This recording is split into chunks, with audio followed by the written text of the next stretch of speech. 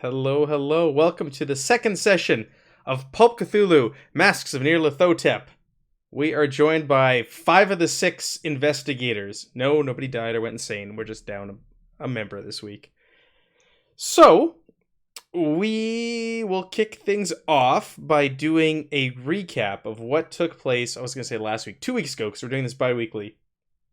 Who wants to jump in and start by reminding everybody what took place, what happened, what played out? I don't know a whole lot that I did other than travel to Peru Yeah. and then go to bed. That's because you play the oldest of the investigators, John Merrick. There was drinking and gambling and smoking, and we found out this guy named Jackson Elias, who's pretending to be somebody else, warned us off of our benefactor here, saying that he's a dangerous man of some sort. We Right? also suspect he's a fat-sucking vampire. You do. Yes, yes. So you've all been hired by Augustus Larkin. Let me share the picture here. We'll put this all up for folks to see. Augustus Larkin hired you as part of an expedition to go out and find a mysterious lost pyramid. And so you've all signed up for various reasons. And we should make sure we got audio because last time we didn't. Okay, it looks good to me. Before I go any further. Okay, that looks good. Hey, stream, can you hear me?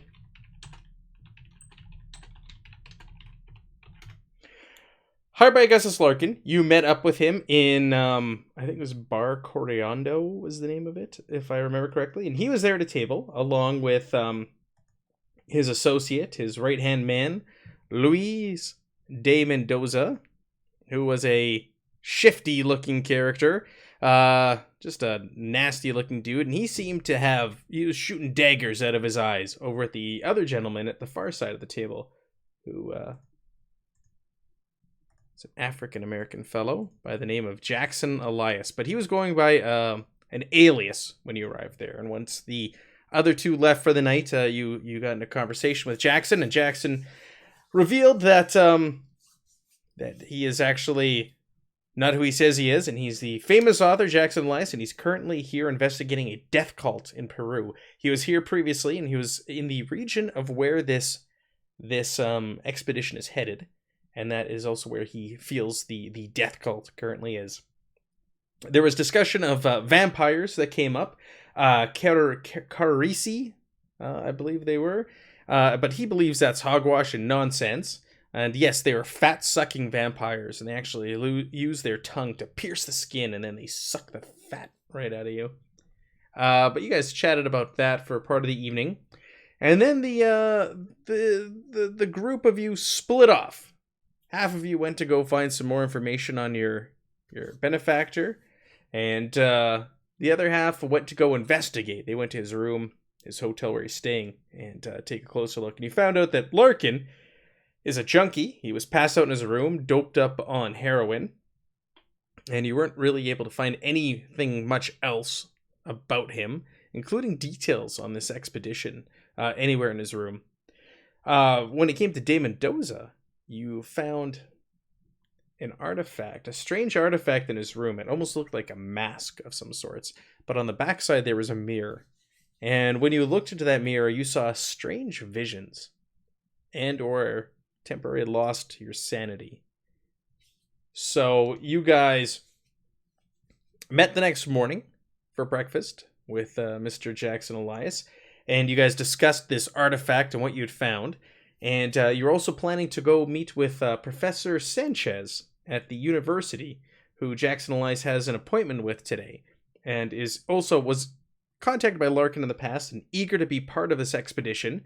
But Larkin has no desire to involve this man anymore, has cut off all communication, which is a bit strange, seeing as how he is an expert on this region that you're headed to, and believes he may have uncovered some information regarding the artifacts that Larkin was carrying on him. It was a cup and...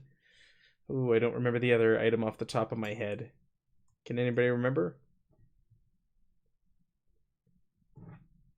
Cup and There were something else. 3 items, weren't there? There was 2 items on him that he showed you at the bar that night. a cup and something else, and they were both from different time periods, which was odd because they were claimed to have both been found in this pyramid, and that struck you a bit odd, John Merrick. So that is what happened last session. Before we continue, I want to say a very big thank you to Fantasy Grounds for supplying us with the modules that we are using tonight for Call of Cthulhu and Pulp Cthulhu. Thank you so much. We very much appreciate it. And please check out Fantasy Grounds. They just wrapped up their crowdfunding for Fantasy Grounds Unity. It was very successful. So keep an eye out for that. And definitely check them out. Available on their website and on Steam for purchase. So we will start the session by rolling our luck. You're supposed to always kick off the session by seeing if you recover any luck. How does that work, you ask? Well, you roll a d100, and if the roll is higher than your current luck score, you add 2d10 plus 10 points to your current luck. Now, you can't have more than 99. That is the max. I rolled a 92. If your roll is equal to or less than your current luck score, you get 1d10 plus 5. So no matter what, you're getting luck. All right, so if it's over, you get 1d10? You get 2d10 plus 10. You get a lot. 2d10 plus 10. Yeah, Oof. luck is a currency that you're going to be using probably a lot of in Pulp Cthulhu. It is used a lot more in this than it is in regular Cthulhu. So you're okay. Sorry. So if I succeeded on the luck check I just made, I get 2d10 plus 10 luck added to the luck. To your current luck? Your current luck, yeah. Luck is I a need somebody currency, to not a adjust mine stat. by 21. Yours goes up by 21. Whoever's in control of John Merrick, Yes, sir. can you increase his by 21? Yeah, I got it. Thank you. 21, got it. I asked the stream if anybody can hear us, and there's 7 people in there, and nobody answered. So I'm hoping they can hear us. All right, so it's 2d10 plus 10 if you roll over your number, right? If you roll over your number, then that means you failed. You want to roll under it. So if you rolled over... No, I am sorry. If you rolled equal to or less than your score, then it's a 1d10 plus 5. If you rolled higher than, it's a 2d10 plus 10. Okay. Remember, so good things happen when you fail rolls when you're trying to increase. Right. Yeah, it's the opposite of actually playing the game. I actually didn't mean to roll luck twice. Sorry about that. How dare you? That's it. Roll me a sanity check. I'm insane. I have a low sanity on Awesome. this character. Thank you, Constance.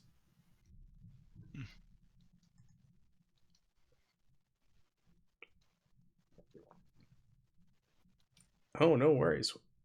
Working away on some Fantasy Ground stuff. What are you working on? That's what I want to know. And Journey thanks for Quest saying- Season 4 on Kickstarter. Check it out. And, oh yeah. Oh, see, I'm terrible at this. Guys, while you're rolling, go ahead. Go ahead and promote whatever you've got going on. Lee, go first. Journey Quest Season 4 is on Kickstarter, and it's awesome. And we have a lot of money to go. So you should go and check out Journey Quest on YouTube for free. And then if you like it and want to see a 4th season because the Kickstarter, or I'm sorry, because the cliffhanger was really terrible, then you can go and pitch a few bucks at the Kickstarter. Yeah, cool. Oh, and also, Fantasy Ground College is awesome. If you have Fantasy Grounds and you don't know how to use it, go and check it out. They have a Twitter page and a Facebook page and also a Discord. You can just message them and ask for the Discord channel or probably find it on their page description somewhere. But they're awesome. Yeah, FGC. Yeah, Fantasy Grounds College. They're awesome. All right. Anyway, I'm done. Bye. Thanks. Bert, did you want to give a little plug for your channel? Sure, I'm the host and primary GM of the podcast of Steam, Steel, and Murder. It's a good podcast. It's been going for, 9 years? Just shy of 10 years. Woo! Bert is a veteran at this, so check it out. I can tell based on his mic quality. Right? Right? He has the best audio quality here, and that's And for a the reason. announcer voice. He does. Bert has a great voice. Okay, so we're gonna pick up where we left off. So you guys were sitting at the table of the restaurant across the street from your hotel, having breakfast. You've all passed around this photo to each other and made each other go slightly mad. Just to sit there and go cross-eyed and drool for a few moments, while after you've looked into it. It is, we'll say roughly 10:30 in the morning. Your appointment with Professor Sanchez is at 2 o'clock in the afternoon. Is there anything you'd like to do in the meantime? You have a few hours to kill. If not, we can just fast forward right to the university meeting. Well, I want to know what this Jackson Elias's game is here. I mean, he has a problem with our host, thinking that he's a bad man of some sort, but yet he's still going along on the expedition. So, what exactly is your plan? My plan, friend, is to get further information for my book. You see, right now I have some details. I've made some contacts. I was down there previously, but I want to get down there and get some more information. I think that whatever this crazy plan or crazy quest that Larkin's on is tied to this death cult that I'm researching. And it'll give me one hell of an ending for a book, don't you think? So you're putting yourself in danger for a book, is what you're telling me. Are you armed, sir? He smiles and opens his coat ever so slightly and flashes a piece at you. He goes, "Hey, this is my first rodeo." Well, hey, I got a question. I ain't never heard of no Jackson Elias, all right? So I'm wondering, are you down here just trying to keep us from making a buck or two? You some fake-a-loo artist or something? You need to let me know the truth right away. No, friend. No, I have nothing to do with you being here. I'm just here researching my book and, also under the employ of Larkin, just under a guise. How do we know you ain't just trying to keep us from going in there and getting all the artifacts at the temple, and then you're just going to go in there and scoop them up yourself? I'll tell you what, if there is a pyramid, you can be the first one in there, Charlie. Definitely. That's why I'm here. Trying to, turn a profit. And also, maybe, gain a bit of knowledge at the same time. You do you, friend. Also, maybe kill a few vampires. fat sucking variety. Oh, found out while we was down there drinking that they, one of the, things that the locals said about the Karishi is that they look real gaunt and sickly. You know, those fellas we were talking to, they looked a bit like that too, didn't they? Well, that certainly fits the description of both Larkin and De Mendoza, but like I said, I don't put much stock in vampires. Yeah, me neither. Give me some proof, and then maybe you'll change my mind. But at this point in time, I'll put my faith in death cults. Thank you. Yeah, I understand. Either way, if a motherfucker comes at me with his fangs out, I'm gonna shoot him. And even if he ain't got no fangs, I'm gonna shoot him. Well, I can see why Mr. Larkin hired you, Charlie.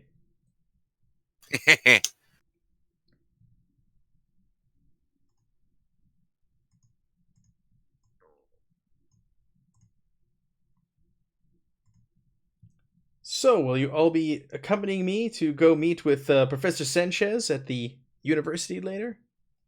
Definitely. I have some research I need to do myself there. Certainly. Oh, excellent. Did you fill him in on everything you'd found out the night before? I don't think you had, other than the photo. Did you tell him about Larkin? I don't think that came up last session. I thought we had done an info dump, but you might be right. We might have just shown him the photo, and that's where it all kind of ended. So, well, I will say you didn't reveal Larkin being a junkie and all that, and it's up to you if you want to. I believe a number of us haven't seen the photo because we were out drinking, correct? No, we the saw photo the was photo passed around. Yeah, during breakfast. Oh, okay. I haven't seen. Yeah, 'cause I need to I'm the roll a only one sanity who check couldn't. because I haven't looked at it and rolled a sanity check from looking at it yet at all. Like I haven't. Charlie hasn't encountered it. Are you Unless- sure? Because everybody passed around the table last session. That's kind of like how we did the last like 15 minutes. Everybody took their turn and you all got different visions. Oh, I was Except the at, guy actually, that wanted to see him. I was at the brothel. I stayed Nope. the night at the brothel, right? This was the next morning. You were definitely there. Oh, okay. Well, okay. Well, then, my apologies. The only person who failed the sanity check also was Harrison. Okay, I thought I was just at the brothel and had just like slept there and then like wandered over later or something. Sorry. That's if I remember correctly, and I could be wrong. That's what you did say last session, that you wandered over or you came over in the late at night and that you were there. But yeah, that's probably it. Right. So everyone who made their saving throw saw a couple of visions, right? yes, and some of them were duplicates and some of them were different. Yeah. So the one that we saw was a picture of the temple with people being sacrificed on it, and like a bright light or something. And then we all had individual ones. Does everyone remember their visions? Yeah, I saw a man in mine painting or doing some kind of drawing. Yeah. Okay, I can't. Yeah, don't it was on a remember. wall. Are you guys gonna make me break out the book behind me that I had to keep grabbing like 6 times over? Hold on. That 2-week gap takes a toll on the memory. I know some of y'all saw like the pyramid with all kinds of carnal stuff going on it. Charlie, if There you were- want to, you can re-roll. If you think you didn't do it, but I'm 99% sure everybody had rolled it last time. Well, I'm Look not at your- remembering a vision at all that I personally was given. So I Look- mean, look at your I was pretty character sheet. awake. Because I think everybody lost a minimum of 1. No, because my sanity's a 99 right now. That's the max. What's your current? Right next to it. 50. It's still 50, like it was during character creation. So that's why I'm saying, like, I think I was at the brothel and just slept. I think it was decided that I had slept there, and then I just don't remember my character looking at the picture basically. But I imagine once I get back, I would look at it. So I can go ahead and just roll a sanity check, and we can just continue and see what happens. No, you have to make a POW roll. Pow. All right. Even worse. You failed? Yeah, it says I fail. Spend 52 of my 98 luck to succeed. I will do that. You want to spend 52 of your luck? I have 98. Is that a lot? Yeah, it's almost max. Okay, I mean, spending 52 might... Ah, man, that is a lot. Well, what happens if I fail the sanity check? Which I did. Nothing. Nothing. Not Oh, sanity. never mind. If you fail the POW check, you don't get any visions. That John Merrick, that also happened to him. He looked at it and he's like, "What are you guys talking about? I don't see anything." Oh, okay. All right, never mind then. I definitely don't want to Yeah, pay so that much luck for a vision. So Charlie, you see nothing. You're like, what are you guys talking about? You're nuts. Not interested. So all of you Yeah, saw an Like a ancient. picture to me. What's that?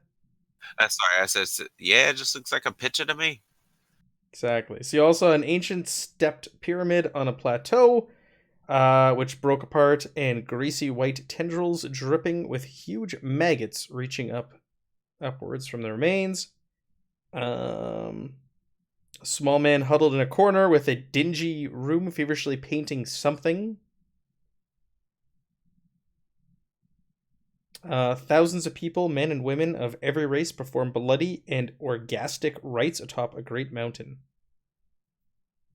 And I think that was all of the visions, because you guys did have some duplicates. There was some overlap. Unless somebody remembers something else. A different vision. Tell me now before I close the book. 3, 2, 1. Before Okay, now tell him. Other book is closed. Yes. All right. So there's the visions. There's the recaps of the visions. There's not music right now. I don't have it playing currently. I could put it on if we want. Little mood setting music. Okay, that'll help me test my Sirenscape because I thought it was just broken this whole time. No, I turned the music off. Sorry, I turned it off when we went live, so it wasn't playing when we started up and did our little recaps and talking. Why don't we? Okay, sorry. We'll put on Drinks with Elias again. Okay, it's working for me. Perfect. Stream, how's that? Do you hear music? And if you do, is it loud? Is it too quiet? You tell me. I had a little loud last week, so I've turned it down. I've scaled it down dramatically because I just kind of want it there as ambiance for you guys. But they'll let us know.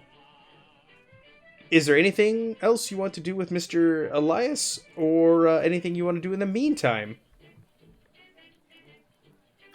We're just heading over to the what is it? Museum, university? So it is the National University of San Marcos, but the professor works within the Museum of Archaeology and Anthropology, which is located within the university itself. Sorry, go ahead. Did you have a question? Another question to ask him? No, nothing. Okay. Yeah, I was just curious.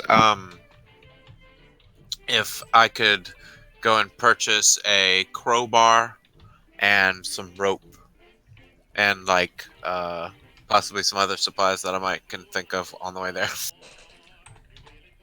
Yeah, basically a supply store. Yeah, almost like a hiking supply store.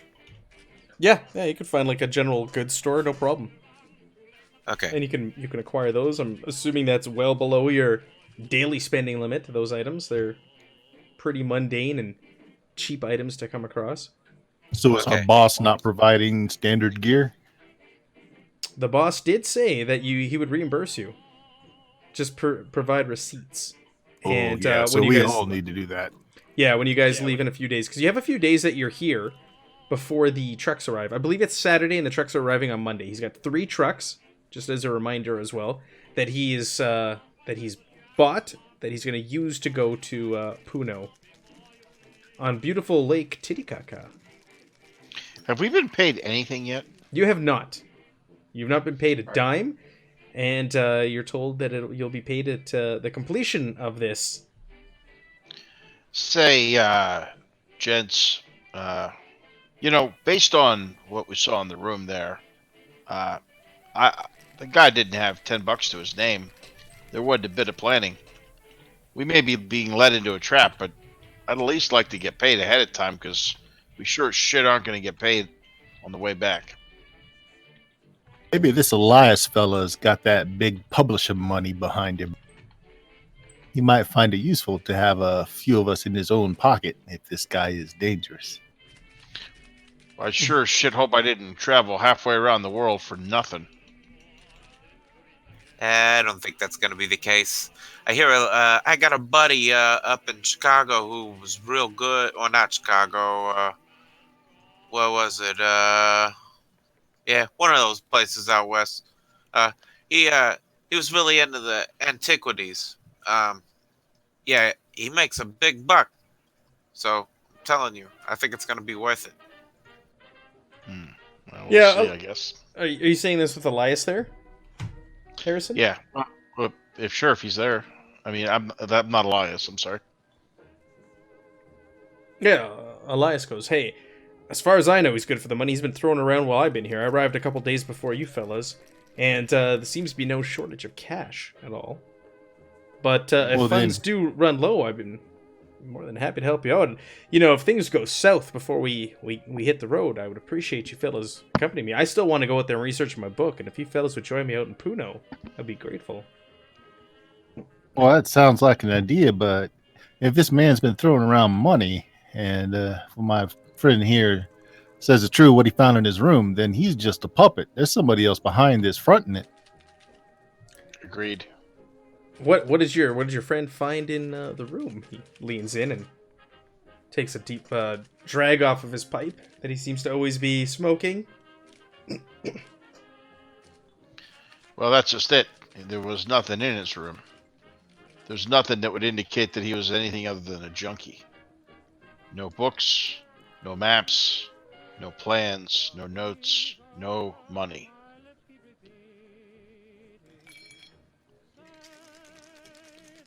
Not the kind of person that's running an expedition. Leans back That's in for his sure. chair, takes the pipe out of his mouth, and kind of nudges his hat up on his head with the hand that's holding the pipe, and twirls the pipe around in the air. And well, perhaps his funds aren't here. I don't know. Like I said, he bought us all dinner. We ordered anything we want off the menu. He bought us drinks. There's got to be cash coming from somewhere. No. So we'll cross that bridge when we get to it. I suppose. What else did you fellas find last night? Well, we found. You'll look around at the others. We found. Got a picture of something. Yeah, I saw You'll that, see, and I saw some bizarre things when you shoved that in my face. Oh, he already saw that. He did. Okay. He saw a vision. He goes, "Did you fellas happen to grab that artifact, or did you just take pictures of it and get them?" I wasn't there to rob the man, so I just took pictures. And this was in Dame Mendoza's room? Yeah. I don't... And I'm pretty sure, I don't know how, but I'm pretty sure somehow that thing is a communication device. I know that sounds He butts in and he says, "Absurd," with a smile on his face. Well, I have a nose for these kind of things, and I'm telling you, there's something special about that mask. Well, we all know it, or at least some of us do. But I'm thinking that there's somebody on the other end of that thing. Well, as you could tell last night, tensions are rather thick between Dame Mendoza and I, and perhaps it'd be wise if we took this thing off his persons, if you know what I'm saying. If you think it's some sort of communication device. Well, That makes a lot of sense to me. doesn't that kind of tip our hand, though? Are you going to tell him that you took it? Lima's a dangerous place, friend. We haven't taken that thing yet, have we? No. Well, we'd have to go back and take it in the evening. Maybe we could get a little bit of help from folks. I'm sure if we're all working together, it won't be a problem. And why don't you take those photos with us? The professor may be interested in seeing those. Right? Professor might be able to tell us what it is. That's what I'm hoping for. Well, I think I identified it, didn't I? You did, actually, John. I forgot that. You did identify it. You, aced your archaeology roll or a mythos roll or something. Well, maybe you're the one that found out that it was supposed to be a communication device. No, it was from I had just the normal, here's the period it was from and all this, and it didn't fit the same like the others. It's out of date kind of. Well, Jackson, I've had a pot of coffee. Think I've peed out all the bad rum from last night. Let's say we get a move on. I think that's a wise idea. It was Harrison, right? That's right. All right, Harrison. Just Harrison. No last name. That's right. Just Harrison. All right. Yeah. Why don't we start making our way over to the university after you fellas get some provisions, and we can all go there together. We'll take a cab there.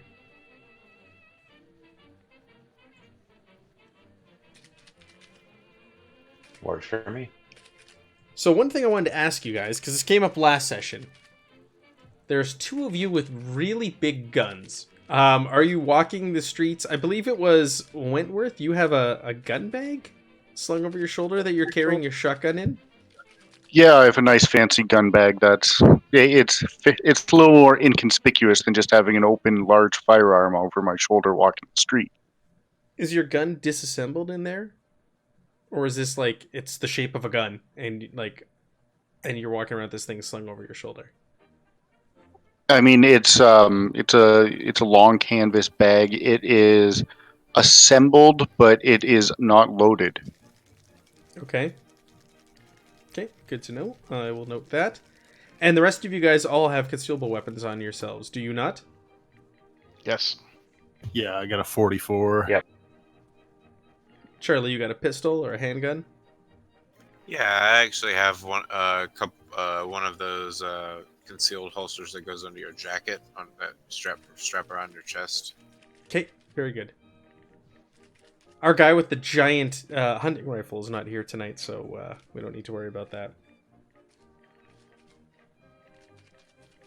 I'm running around lighting dumpsters on fire with a elephant gun over his shoulder. I picked up a lantern and some matches, a box of cigars, some rope, some oil flasks, and some torches, a small tent. And are you going to put the stuff back in your hotel room? Yeah, just before this expedition. Okay.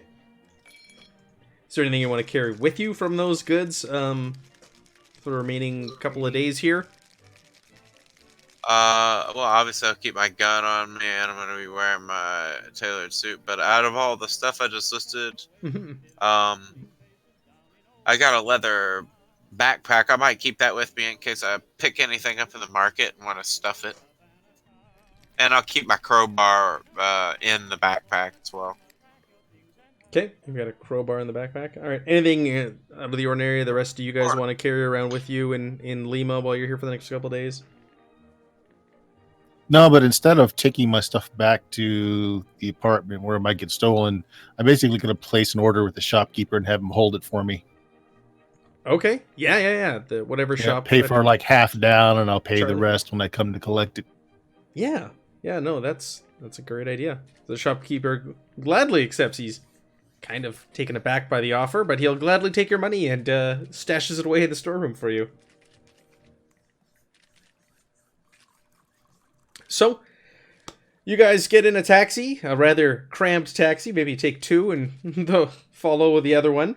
You guys make your way to the university for your 2 p.m. meeting with Professor Sanchez. On the way there, Jackson Elias explains that the museum that the professor works in is a recent addition to the campus. The university itself was founded in 1951, making it the oldest seat of higher learning in the Americas. And the museum was only opened in 1919, so it's pretty new. So you guys pull up to this long 2-story stone building painted in dark yellow, fronted by the university. Oh. What got going on here? Thank you for the follow. I appreciate that. Jackson Elias gets out and he motions for the rest of you to head on in, and he leads you into the museum itself. And you guys get inside, and it's a grand building. With it being so new, it appears that there was no cost or spared here. No expense spared. Big, long stone hallways. There's art all over the walls, high ceilings. And Jackson takes you into the foyer and says, "Oh, his office is just here on the ground floor around the corner. Why don't we head on over?" And he goes to a door and says Professor Sanchez on the door, and he knocks and opens the door and pops his head in. And you see this airy, tall-ceilinged room with white walls and shelves filled with books and artifacts. John, this is your heaven here. There's a large hardwood desk which dominates the room, piled high with papers, books, and journals.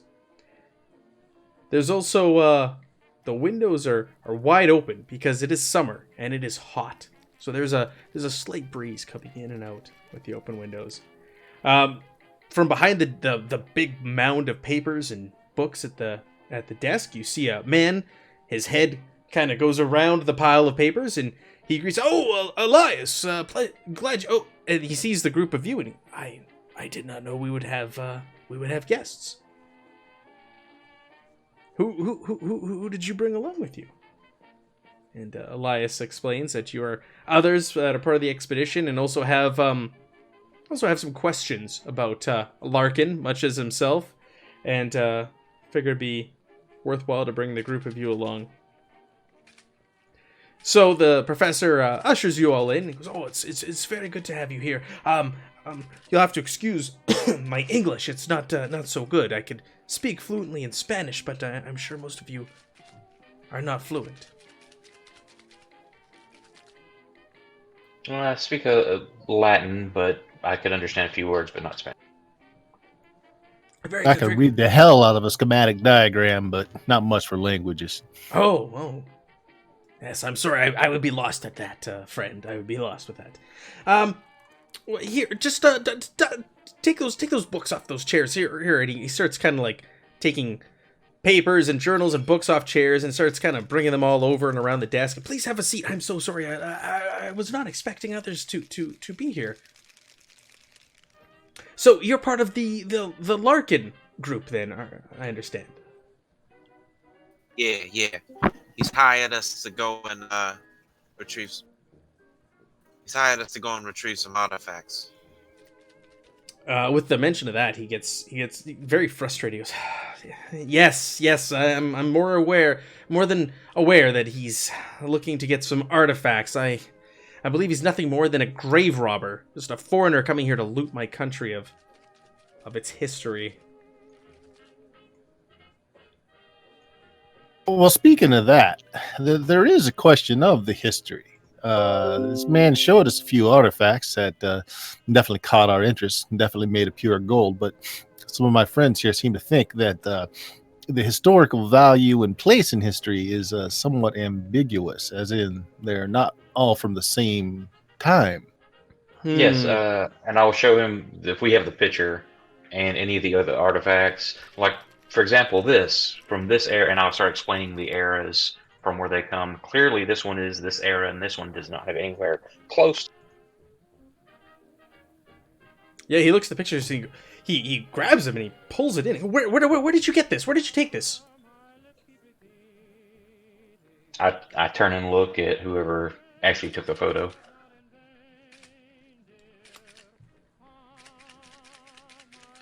We happened to be doing a little examination in the room of Mr.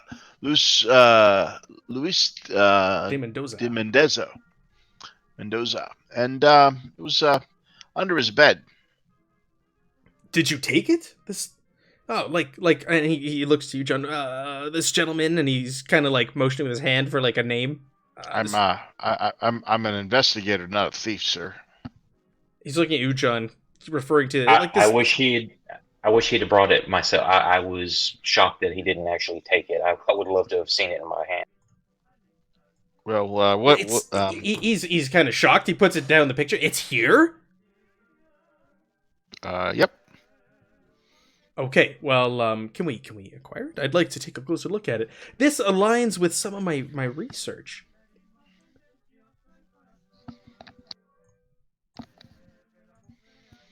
And what research is that, my ass? Well, I'm trying to pinpoint the location of this pyramid. Larkin has rebuffed my offers time and time again to join this expedition, and like I said, I feel he's shutting me out because he just wants to take these items for himself and take them back to wherever the hell he's from. I believe I have identified the exact location of the pyramid, and I need to get there first, though time is running out, and that item there could be a key to confirming my findings. If you wouldn't mind the help, I'm an archaeologist as well, and I've traveled many countries searching for lost treasures. If you would share your notes, perhaps I could help you conclude that the actual location is where you think. Gladly. Actually, the key, my notes and everything, are downstairs in the archives with my assistant. She's just down there fetching some items right now. Trish. Hey, yes. I went to college. Okay. I took a few archaeology classes. I actually wanted to do it myself. Well, suppose you're in the right place then. Yeah, it's pretty neat subject. Yes, neat. I've never heard of anybody refer to archaeology as neat, but Yes, yes. Ain't gotta be a smart ass. I just kind of smile and nod at the other professor. Yes. So, like I was saying, my assistant, Miss Rizzo, Trinidad Rizzo is her name. She's downstairs. We feel we've discovered an old document dating to the mid 16th century, written by a conquistador by the name of Gaspar Figueroa. And I believe that this document refers to the site in question. It's been very difficult for us to read, so she is currently working on translating and putting together a summary of this document and picking out the pertinent details. I believe she's almost finished, and yeah, she's just down there putting it together. If you'd like, you could go down there and fetch her. I haven't seen her for quite a few hours. Yeah, of course I'll go down there and check it out, and then also check out some of the other antiquities you got down there. Well, I believe she's. Yes, I'll go too. Yes, I believe she's also fetching an artifact that is related to our findings and could be the final key. Mr. Elias, can we get to the discussions and the business that we had set out while these others go downstairs to find my assistant? Jackson lights his pipe and agrees. Charlie's going to approach John. That's the name of the archaeologist in our group? Right? Yes, John Merrick. John Merrick, okay. Are you a professor? I don't know that I've actually covered that in my character creation, but with his skill, it probably is a professor. Oh, okay. Either way, Charlie will probably call you one. Anyway, Charlie is going to walk over to him and be like, hey, professor. Yes. You mind teaching me about that archaeology again or sometime? Sure, I'd be happy. There will be plenty of opportunities, I would think, along this excursion for us to learn more. Excellent. I did really like what I learned, you know? I just went down a different path. Sometimes life deals us hands that we have to play. Hey, ain't it true, though?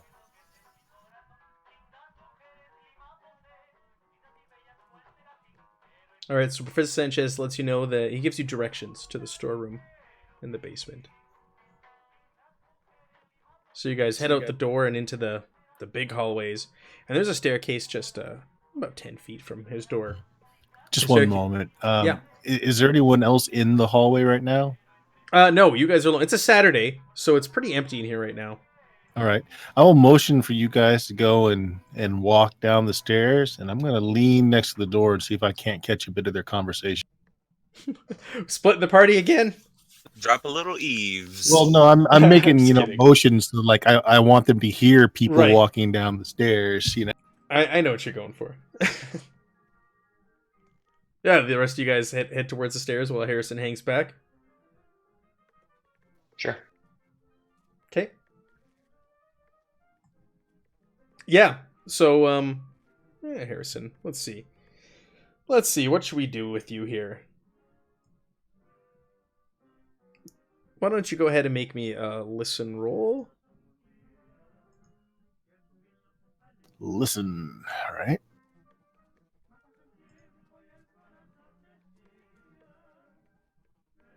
Yeah, so you open the door. And it's muffled, and they're speaking Spanish. From what you do Alright. here. Yeah. Sounds like Well, how about the cadence? Does it sound like they're angry, talking normal? talking normal. It actually Alright. sounds very friendly. Okay. Well, I'll just shake my head and walk down and join everybody else then. Sure. Yeah, you guys make your way down the stairs. You head down the stairs, and there's really only one door down there. It's really dark. There are lights set up intermittently along the way, but they do cast wide shadows. Given the time period and how great electricity is, especially in a third world country. But you make your way into the storeroom. It's almost directly underneath Sanchez's office. You make your way down a long, dimly lit corridor, and it's just dead quiet down here, being a weekend and everything. There is just no sounds, movement, activity whatsoever. You get to the door of the storeroom, and it is sitting there ajar, open. You open the door, and you don't hear any sounds or anything coming from within. The room itself. I kind of knock on it. Yeah, you knock, and when you do so, you hear a rustle down one of the long aisleways ahead of you. It's a cavernous and oblong room. It's about 80 feet long and 45 feet wide. This is a large room, and it's filled with evenly spaced rows of floor-to-ceiling shelves. And most of them are packed with crates, boxes, and bags containing a variety of things from what you can see here at the door. Everything is neatly labeled as well, all of the containers and shelves. What was the girl's name again? It is Trinidad Rizzo. Hello, Miss Rizzo, are you here?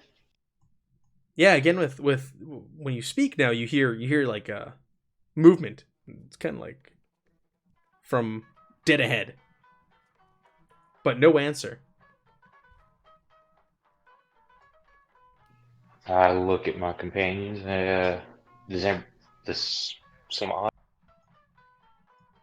Everything about this has seemed odd since it started. Are there any other kind of light sources to like another lantern to maybe light up or another light switch? You do see a light switch there at the door, and it appears to be flicked up or in the on position currently. I'm gonna flip it off and then back to see if it changes the. Does it get darker, or is it actually they screwed up the wiring and it's. Like you want to take a closer look at it, or you want to flick the switch? Yeah, I'm gonna flip the switch, just like reach over, like down and back up. Like, did it flicker the lights, or was it? Yeah, the lights instantly go off. When you flick it back up, it takes a moment or two for them to just kind of flicker back and on. There's really no difference from when they were on previously.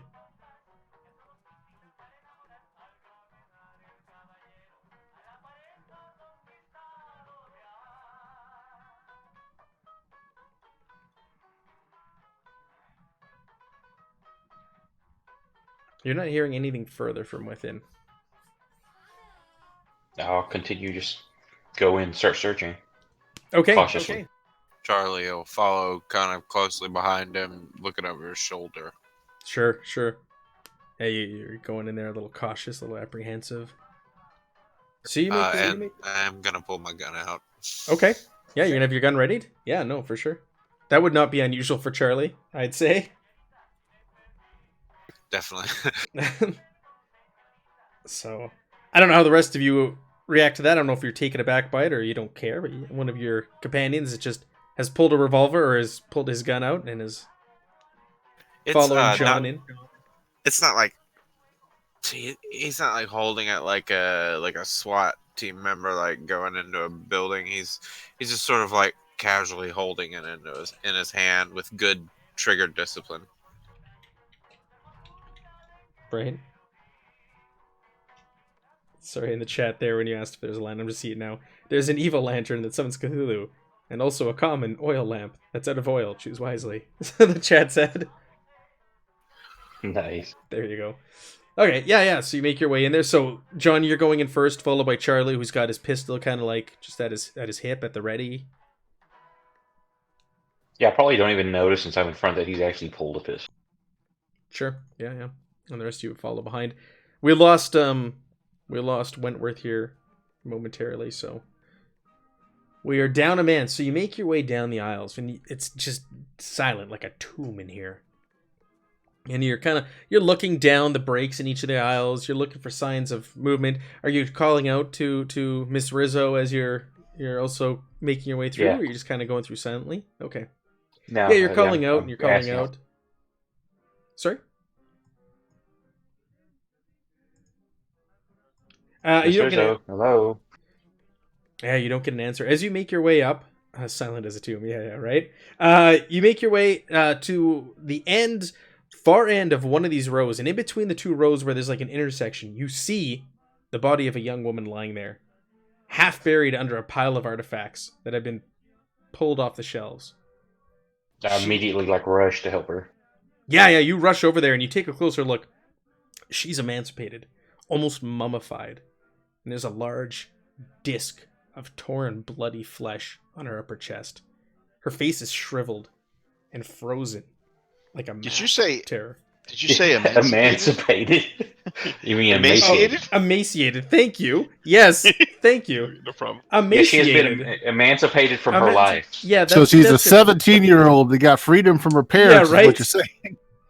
Emaciated. Thank you very much. Yeah, and there's her face is shriveled, frozen in terror. Her eyes are wide open and staring up at the ceiling. I need Charlie. everybody to go ahead and make me a sanity test, please. Oh yeah, that'll determine what Charlie does. 14 plus whatever my mod is. Or however that works. We got Wentworth back. Wentworth, you got to make me a sanity check. Whew. Success. Charlie, while we're waiting for the others to roll, what happened? How do you handle this? So I succeeded. Yeah. Okay, that's Yep. right. All right. So Charlie's gonna sheath his pistol pretty quickly and run up. Oh, doll. You seen it bad, didn't you? You seen it bad. And he's gonna kind of flip her over, and is there any fabric or anything to cover up with nearby, like a jacket on? No, not in this storeroom. There isn't. Well, he takes his own jacket off and Mm-hmm. puts it over her. I'm going to run around and see if I can't find any other exits other than the doorway came in. Windows, second rooms, closets, anything. I'll have my gun out at this point. Yeah, no, for I'm sure. gonna be checking out what she was buried in, the artifacts around her. See if she was researching anything important. Yeah, no, for sure. So, Harrison, you start kind of barreling and darting around this room. There, with this commotion, you start to hear rustling. As soon as you guys get to the body, and Charlie's like, "Hey, doll, no, he took you too soon." As you hear that, you can hear movement and something at the far end of the room, which sounds like it came by or through or near the door.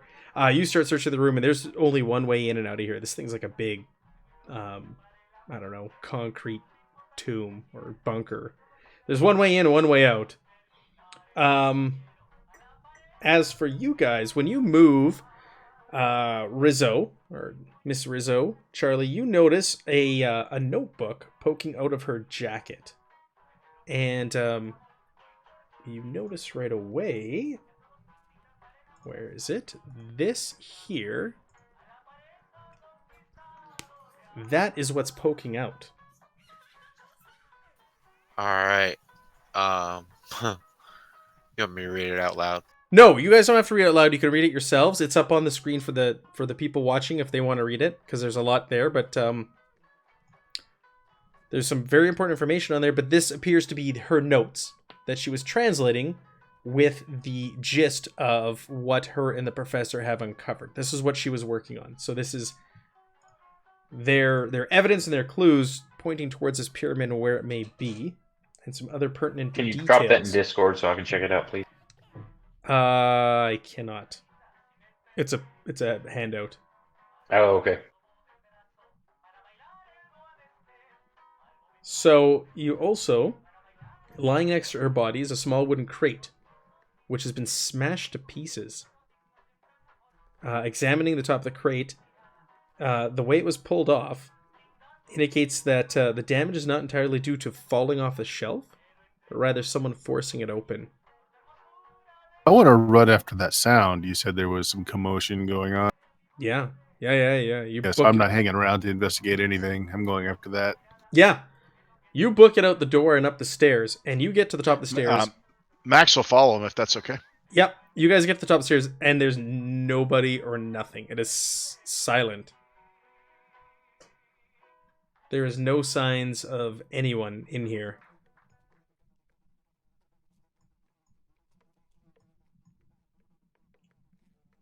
Any windows nearby they could have ducked out of? Yeah, there are windows in this hallway. And there's also the door very close to you, the entrance in. All right. So that's the door we just came out of. Correct. Okay, yeah. Check the windows, see if anything was recently opened. Yeah, you guys go ahead and do that. Are we on the ground floor or are we on a higher floor? You're on the ground floor. Yeah, check the windows. Look out all the windows, see if anyone's running. That door leads just outside. Yeah, it's just the main way in and out. And there's doors to rooms and offices in here. Like, you're near the very front, so Professor Sanchez's door is like the second one in. There's, another one or two Max doors. will run out the front door and just make sure there's nothing moving at speed away from the building. Sure. I dropped the PDF of that into the chat for you there, Sean Merrick, in Discord. Thanks. Yeah, you dart outside, and beautiful sunny summer day. There's a few people milling about here and there, and doesn't seem to be anything unusual. Out of the ordinary. Back to you fellas in the basement. So that crate that has been pried open, lying on top of the packing straw, appears to be a large piece of worked gold. Go ahead and make me a spot hidden roll. Anybody who's still there and sees this thing. I'll also put up an image of it for you. That is what it looks like. So there's like ancient writing across it. It looks like it's been pried off of something else. It's a piece of something else. This long piece of gold. I rolled a 15. Charlie gets about a paragraph in and sort of just like wads the or hands the letter off to someone else and gives up reading it. I personally read it, but he doesn't. Whatever. And then after he does that, he's going to kind of really intensely look around the room for any clues or any fat-sucking vampires or anything that he needs to shoot. Go ahead and make... Did I ask everybody to make me spot hidden? So who passed that? Charlie did. I passed pretty good.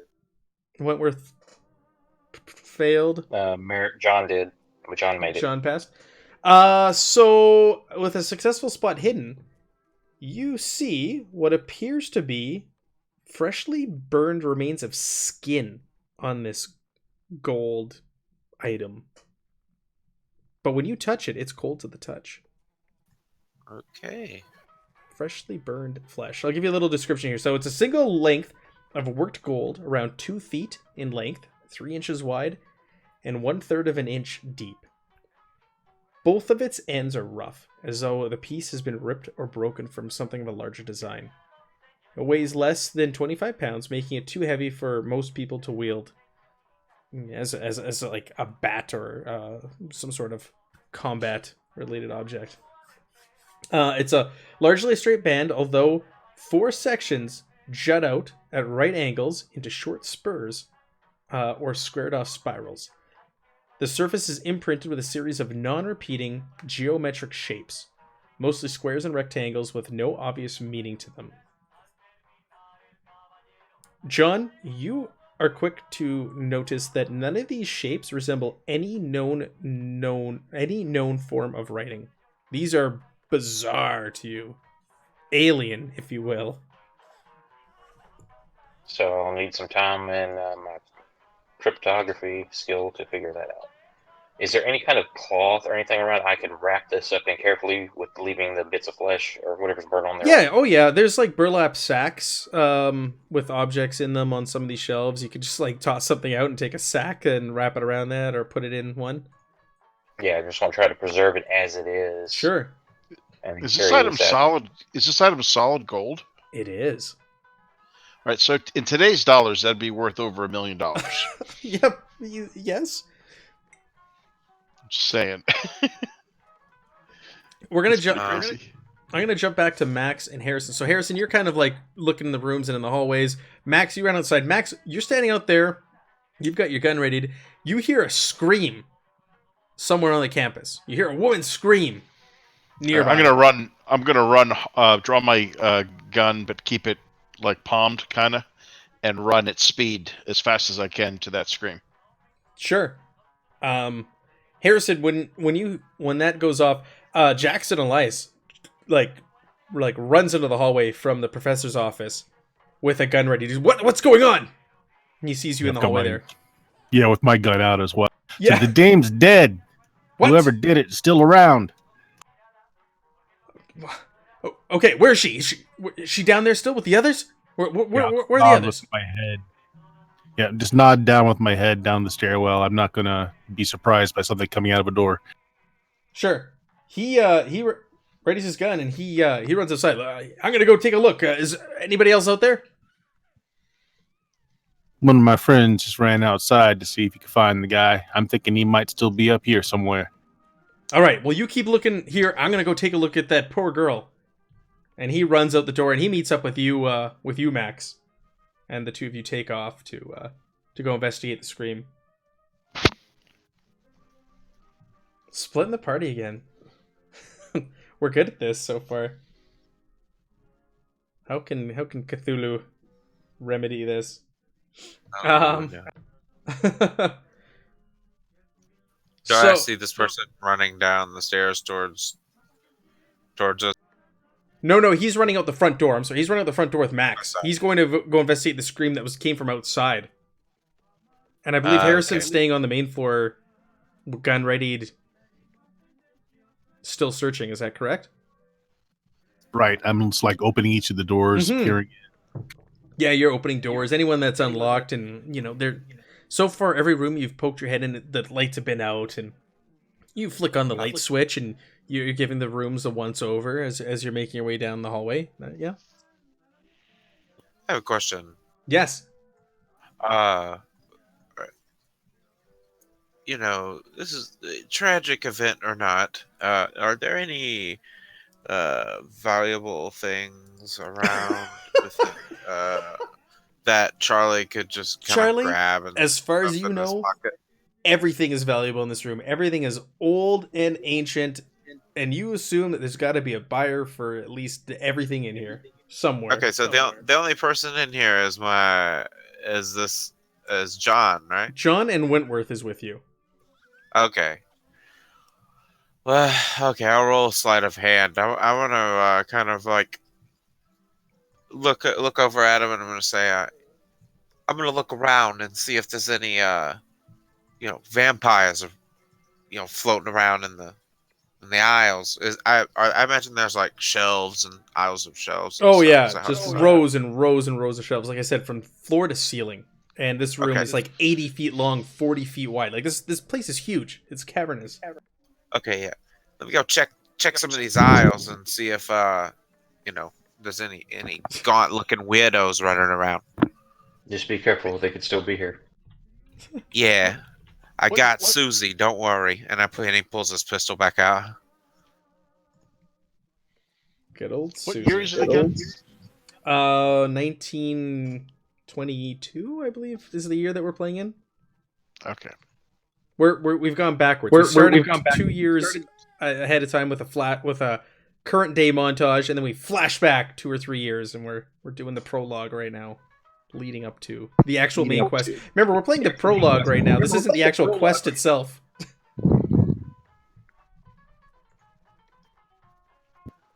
Wentworth is concerned, so he's pulling out and loading his gun as well. Yeah, you're pulling your shotgun out and you're putting some shells into it. Yep, if that impacts what Charlie's going to be doing, I'm fairly distracted. Yeah, no, Charlie, this place is big enough, and there's enough of a distraction here with what's going on. You don't need to roll. What do you...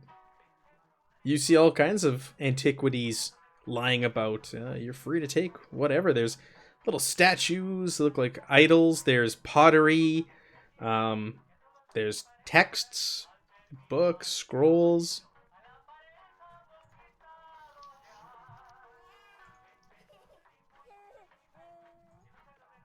Charlie? Did I lose you? Oh, sorry. I was pressing the wrong button on my mouse. No worries. Okay, so yeah, I'm the worst. All right. Anyway, yeah, I'm just looking. Basically, the more the merrier on things I can quickly stuff into my pocket with a sleight of hand check. A box of Cheez-Its. Yeah. Let's see. You know what? You know what catches your eye? You see some really old coins. They catch your eye, and you just put those in your pocket.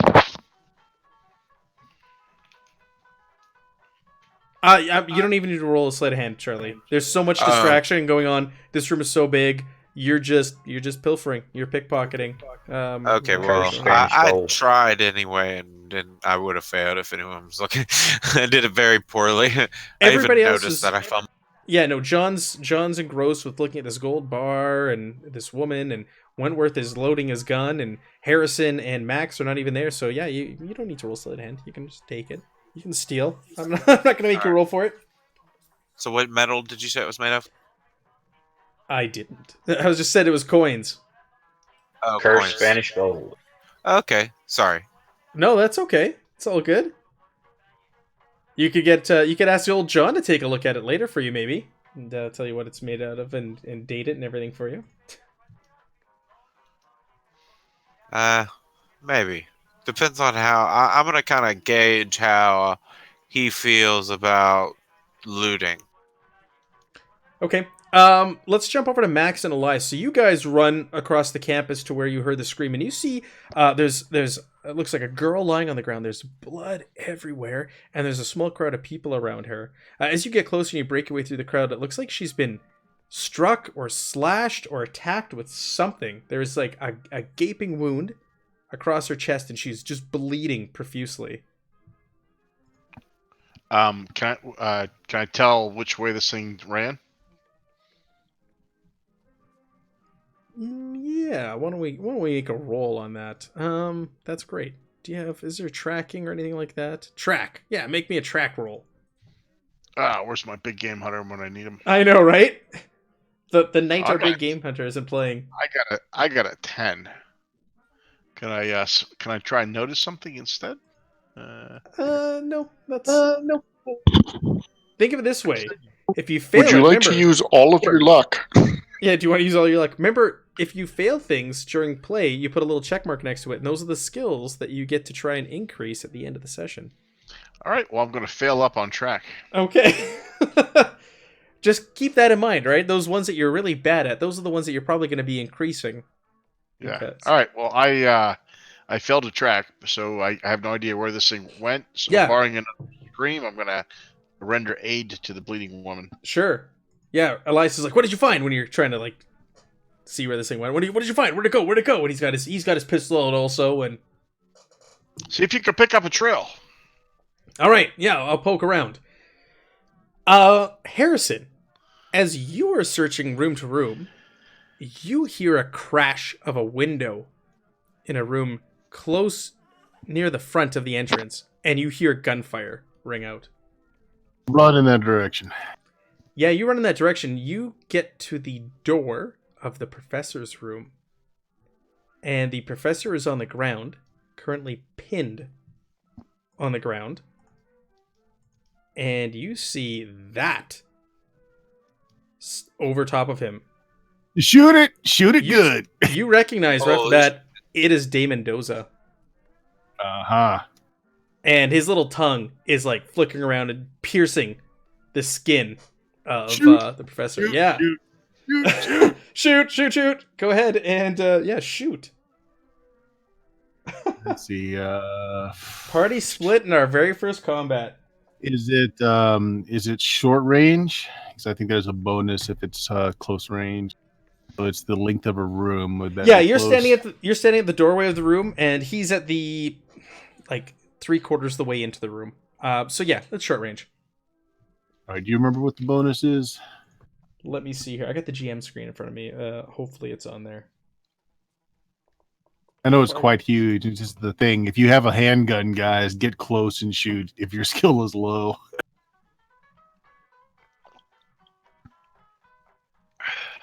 Just in case anybody wondered, In today's dollars, that would be worth 1.8 million. That gold bar back then.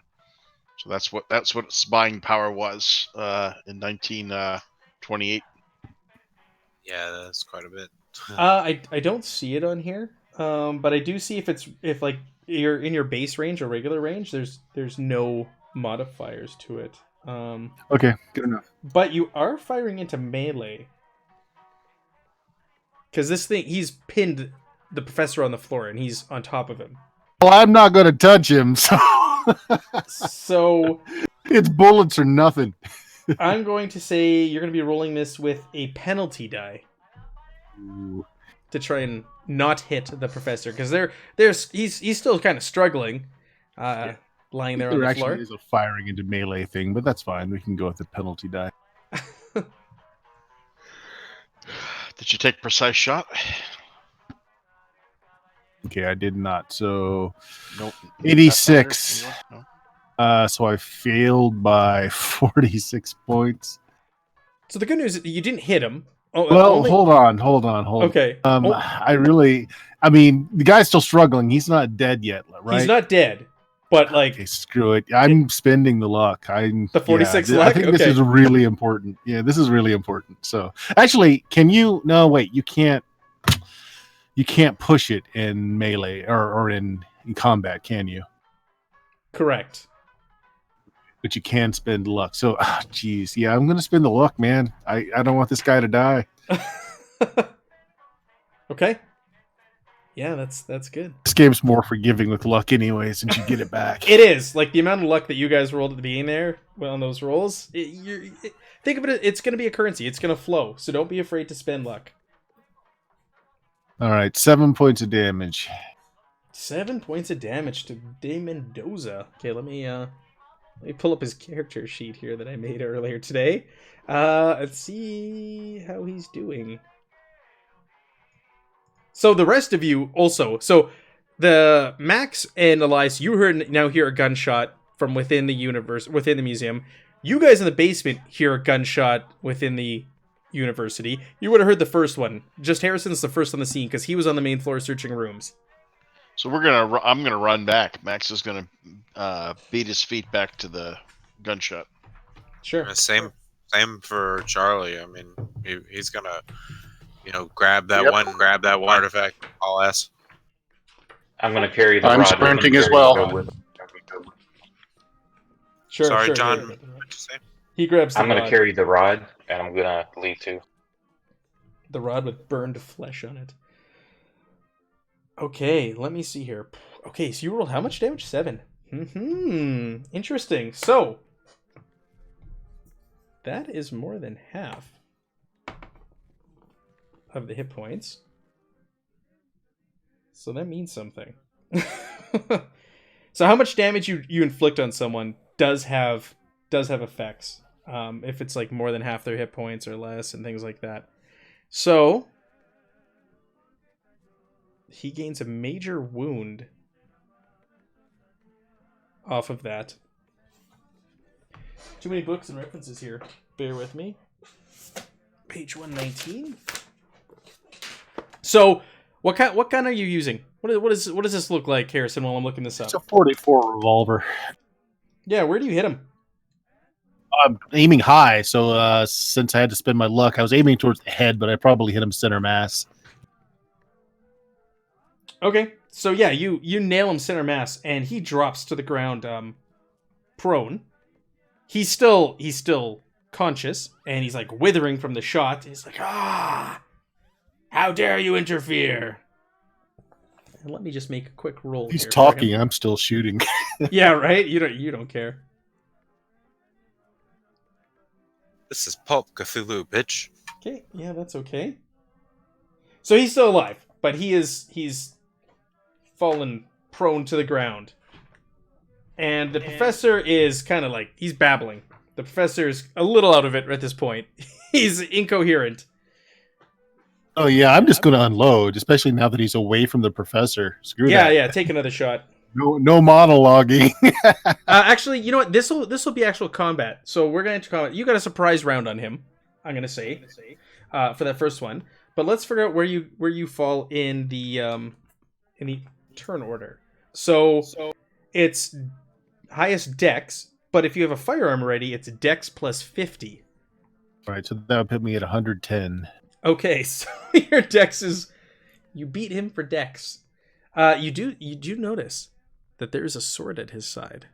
And that seems to be the only weapon on him. So go ahead, take another shot at this thing. Oh, that hit. Yeah, that's good. Go ahead and roll me the damage. But it is 10. it is unfortunate for these creatures that were playing Pulp Cthulhu, because they're used to just regular old Call of Cthulhu. Oh, they have Pulp. 70. They have Pulp Cthulhu stats also. They have regular stats and Pulp Cthulhu stats. So don't you worry about them. They're taken care of. No, When it comes to attacks and damage and weapons and hit points, oh yeah, they're beefed up also. That's hilarious.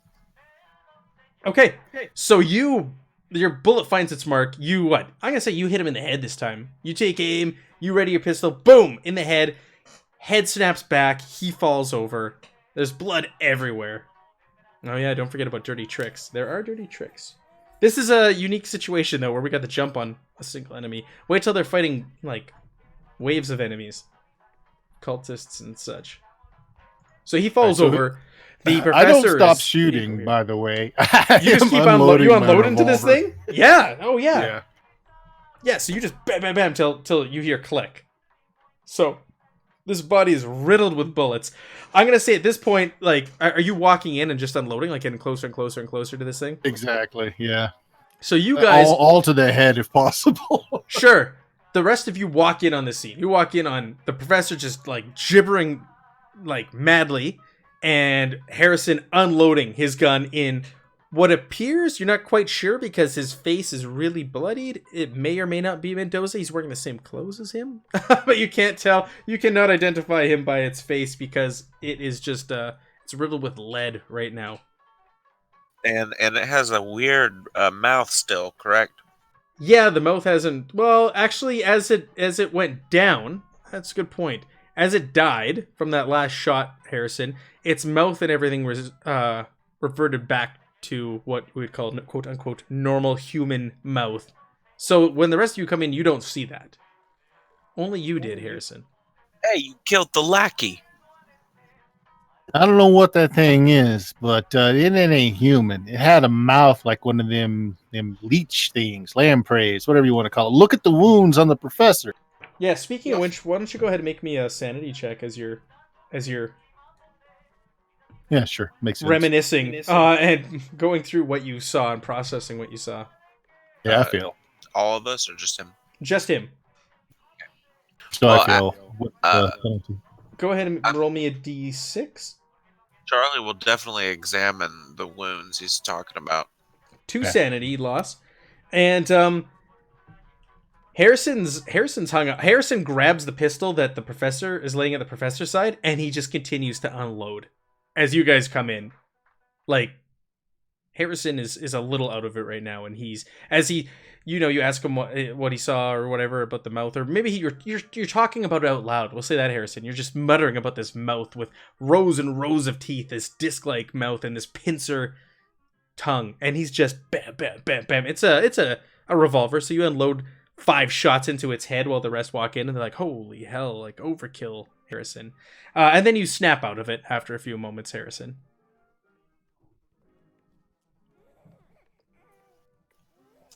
Charlie tells Harrison, well, I ain't letting you borrow any of my ammo. Elias- Oh my cheap. God, what's going on? Yeah, Elias that is like, it? what the hell? What happened here? Well, he killed this lackey guy, the assistant, I believe, of the professor. Wait, Mendoza? I'm confused. Yeah, I think that's who this is. Isn't that whose clothes this guy's wearing?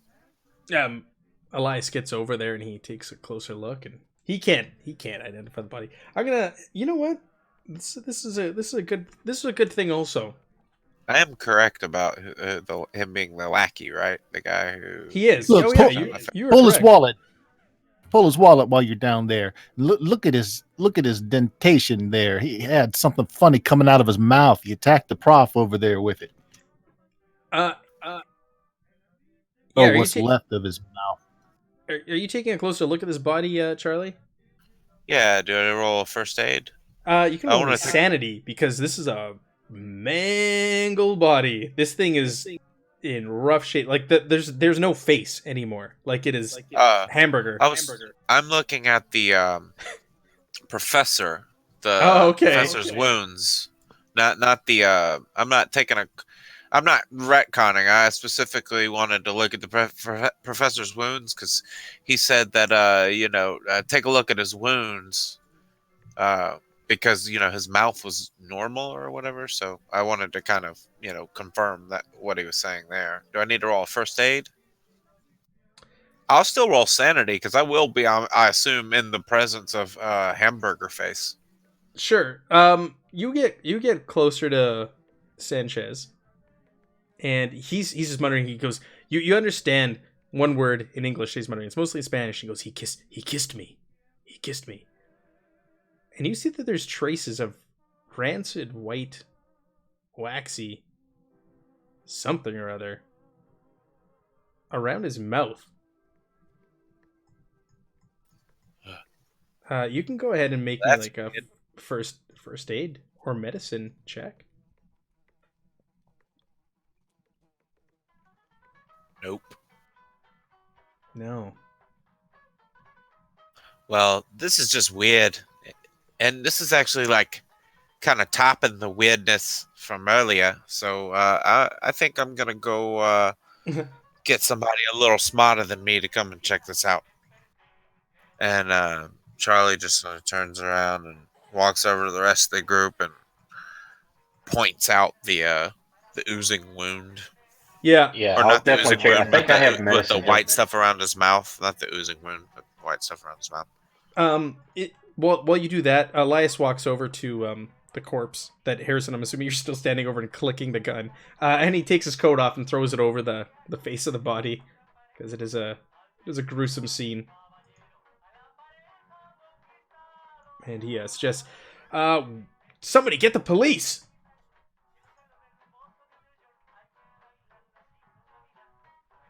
Why we gotta drag the fuzz into this? This man was attacked and there's a dead woman in the basement. What do you mean? Why do we need to bring the police into the matter? Can we wait until I leave? Why don't you go get them then? And you can be gone when they arrive. What? No, that kind of defeats the purpose. I don't want the cops seeing my face down here. John has medicine, don't I? Yeah, go ahead and roll medicine, whoever's controlling John Merrick. Actually, if I've recovered, I'll go ahead and call the police. Sure. I actually rolled an 09. Not lying. You rolled a 9? The professor recovers, he'll be able to 09. verify. Okay. And you're examining. Are you examining I think I have medicine. Dave Mendoza or Sanchez? Who are you examining? The professor. I want to make sure, checking him out, make sure he's okay. And if he's still alive, there's no continued. Yeah. He is still alive. And when you are examining the body, you notice that there is something moving underneath the skin of his torso, his stomach region. Is he conscious? He is, and he's sputtering nonsense other than "he kissed me." Go ahead and make me a sanity roll. 26. Okay, you pass. Roll me a d4. 4. Oh, I'm sorry. No, you passed. Oh, you just gained 1 sanity. You get 1 sanity loss. I'm sorry, you didn't need to roll. It's if you failed, you rolled 1 sanity loss for that. So you see, there's movement just underneath the skin in his abdomen. Is there something like I can try to Is it like serpentine or like long? Is it just a ball? What You kind just of see it like bulge every once in a while. is it something I can try to like grab, like pinch, like the skin to see if I can hold it? You could attempt to, yeah. Yeah, so I'm gonna say like in case it's like some sort of I'm thinking maybe some parasite, It's a not tapeworm. abnormal stuff. Yeah, some Yeah. How are we gonna try to grab this? is there any kind of like dex check kind of thing or something or strength or Go ahead and do a dex. I'm just looking at the skills to see if there's anything that would make sense. Go ahead and make a dex check. I rolled an 8. Medicine. Oh, they suggested medicine. Yeah, you could roll medicine. That works too. I think I missed it. I rolled an 80. Okay. Yeah, you're unsuccessful. Then it seems to notice that you try to grab it. It disappears within the body of the professor. Everybody else, what would you guys like to do? So Charlie, you also examined the body, but you weren't able to determine anything. Harrison, you've gone to the telephone on the nearby desk and called for the police. Elias is he suggested that maybe he's going to go down to the basement and check on the woman. I'm gonna root through Hamburger Face's pockets, jacket, pants, everything. Yeah, you start emptying his pockets, and the only thing that's in there is a key.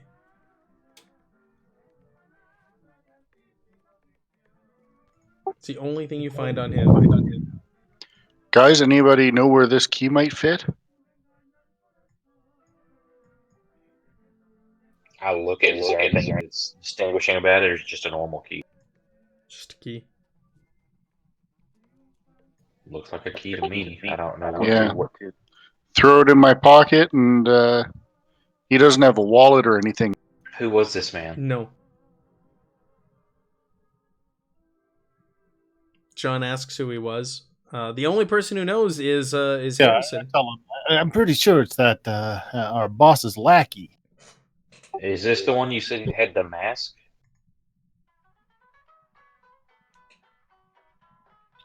I don't think we're going to be doing dental records to figure it out. Was he the one with the mask under his bed? No idea. Can't Max, really that's see up his to you. head. I think Max is I don't know. Yes. No, here? Max is right here. Okay. Yes, he was the one with the. So we should be able to get the mask down fairly easily, I would think. With him being his face blown dead. to bits.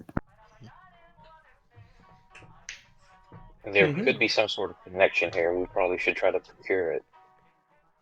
Anyway, either way, we should get the hell out of the street. Aren't we in the street? Isn't this what's went down? Professor's office. We're in the professor's office. You're in the professor's office. Yep. Oh my! For some reason, I thought we were in the street. So, is he's dead now, right? The professor. He's alive, but he's just muttering. So Max is going to take, while he's stunned, he's going to get his camera out, and he's going to do a shakedown on the office and see what he's not telling us. Sure, yeah, you start taking pictures of just everything. Like, you can see that... Jackson Elias is in the room now with this, right? Yes. Yeah. Okay. And if Elias looks at him, he's just going to look back, and he's going to point to the thing that's dead on the floor, and he said, "This changes things. I'm following my own rules now." Okay. You start taking pictures. You can see that Dave Mendoza, or what you assume is Dave Mendoza, what's remaining of him, came crashing through the window. Window was broken and smashed. There's glass inward into the room. And he sprung on top of the professor and pinned him down. And this is, as you can tell, when you were kind of recreating the scene, then that's when Harrison came in here and just started unloading. So, is this thing back to normal now? Look like a regular human? The thing on the floor. Without a face. Do you want to peel off the jacket that's over top of its face and take a look? Yeah, I'm gonna take a picture. Okay, yeah. That's a good point. You're taking a picture of the body. You peel off the jacket, and it appears that his face isn't as mangled as it once was. For someone who Is he just had regenerating? bullets unloaded into him, you don't know. But Okay, Harrison, so, you noticed right away. You're like, that's not the condition I left him in. All right, the sword's on the floor, right? He had a sword with him. There was a sword. All right, he's gonna reach down, pick up the sword, and chop his head off. Just like that? Well, maybe take 2 or 3 whacks, maybe 4. Okay. Whoa! Hold on. Let's not damage the body any further. Mr. The coppers are coming over here now. Mr. Elias, how chopped off head. how Unless honest someone's are, grabbing my arm, because I have a loaded gun in one hand and the sword in the other. So No, I'm not stopping you. I'm just verbally like, what the Okay. hell is going on? if anyone wants to stop me, otherwise that head's coming off. Because we had off. talked to somebody about this, and that was one of the things that was suggested, was that we could chop a head off to stop it from regenerating. Who said that? We had it because that was one of the questions that we asked about these things to one of the Spanish, one of the people in the bar. Oh, yeah. There was someone who gave you a little bit of information about these vampires, wasn't there? These Uh-huh. Peruvian That's right. vampires. Peruvian vampires. That's right. So, yep, he's gonna take this thing's head.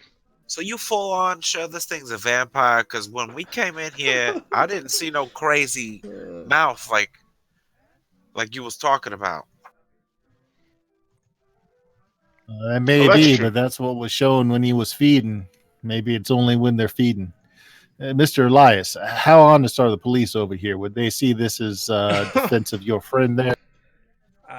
Jackson Elias is he's taken aback by this, and I'm sure if he comes out of it, he can verify that this man attacked him, and we do have that girl downstairs. You see on his face, he's slowly coming around. He's just like, these things are real. You can tell he comes to the realization. He's just like, and he snaps out of it after a moment there and says, "What did you ask? Huh? What? The police? Your police, sir. How honest are they? Will they understand that this was in defense of your friend there if he comes to? Otherwise, we need to leave." He says, Yeah, I haven't had any runs with the law. This is insane. What have we just witnessed here? And he's like, I don't know how the police would take this. It's probably best that we get out of here. Right. Yeah, Does this yeah. building have an incinerator, sir? Not that I'm aware of. I've only ever come to the office here to meet with the professor. Go over to the heater. Is it a steam heater? Let's just scram. I ain't trying to get thrown in no Peruvian jug tonight, all right? And nobody else in this building that heard us. They'd be already running out here. We need to get rid of this body. So is it steam contact heat? the authorities and the medics need to see this doctor. So Does Max have the head off this thing yet? yeah, so the heads come off. Okay, Max, I need you to make me a sanity check. Did we drive here in a car? That's pretty fair, I think. Yeah, you're decapitating this, and you didn't see it as a vampire. You're taking the word of Harrison. So you just pick up a sword and just start hacking its head off. I need you to make me a sanity check here. Because remember, you're everyday ordinary people. You're not extreme success. So you are not, no hesitation. You believe that this thing is fully as a vampire, and you are not fazed by you. This is for the greater good. Excellent. Well, I'm not fully convinced, but anyway, Charlie, did we drive here in a car? You took taxis. Shit, Let's man. get an Uber. Yeah, Charlie So was about to get the vehicle ready. For real. So, hey, hold on just one sec there. Max is now going to go ahead and search the body. the body was already searched. Oh, it was. Okay. Did we find anything? All it found was a key. Uber carriage. Okay. Yeah. Well, he's got the sword in his hand, so. You do have a what's bloody the sword. Yeah. What's that sword like? It's a saber. Bloody. A bloodied saber, and it is old. It is ancient. Okay, so it's worth something. Still works. Okay, yeah, it works. All right, he's going to sheath it, blood and all, or he'll draw the blade across both sides of the corpse, and he's going to stuff the head, or he's got the head in one What? hand, What? and he's leaving with it. You're leaving with the head. We're leaving with the head. I don't want this thing making an encore. Okay. John. Well, I'm gonna jump back to Harrison because Harrison was asking about disposing of the body. So, Harrison, what was it you were saying to the others? I was wanting to know if this building had steam heat. If so, they've got a burner, an incinerator downstairs. You're asking like Jackson? Yeah, or just looking around the room to see if it's a steam heat register. Yes, it is. It is. All right. Although if my friend's taking the head, oof. Well, when I called the police, I didn't tell them This is a what was decapitated going body. on. I just called the police. So, Max, are you like Yeah. wrapping the head up in anything? Like I know Jackson Elias's coat Yeah. was on Yeah, the that's ground. fine. Like, are you doing it? Yep. You just walking around Yep, with this I'll take severed it. head in your hand. No, that's right. He's got the sword. He's gonna grab the sword and the head and get the hell out of there. There's sirens at this point. So yeah, you just It's like that show Highlander or whatever. It's There got can like be a only sword one. and severed head. yeah, the quickening, and all of a sudden lightning came through the window and into Max, and he's now that much stronger. That SOB was coming back, wasn't he? Well, yeah, boys, Yeah, call he me was- Mint Jelly. He I'm was on the coming land. back. He was coming back. All right. Yeah, so there's sirens. There was an attack previous to this, so you can only assume that the policia had already been called in beforehand. There's a woman down in the yard too. In the yard, yes, that's who you're assuming this may have been called for. All right, we'll go out. There's the Max woman is who gonna head out. had the slash mark across her chest, which, now you put two and two together, Max, it may have come from a sword. Sword? Yeah, the wound. Now that you saw the wound on this woman, you now have the sword in your hand, and you're like, oh, Wow. maybe she was slashed So- by this across the chest. And as Max is heading for the door, he'll cock his head over and say, "This little effer was pretty sharp. He ran over there and cut that woman to draw us out, so that he could come back and get a shot at the professor."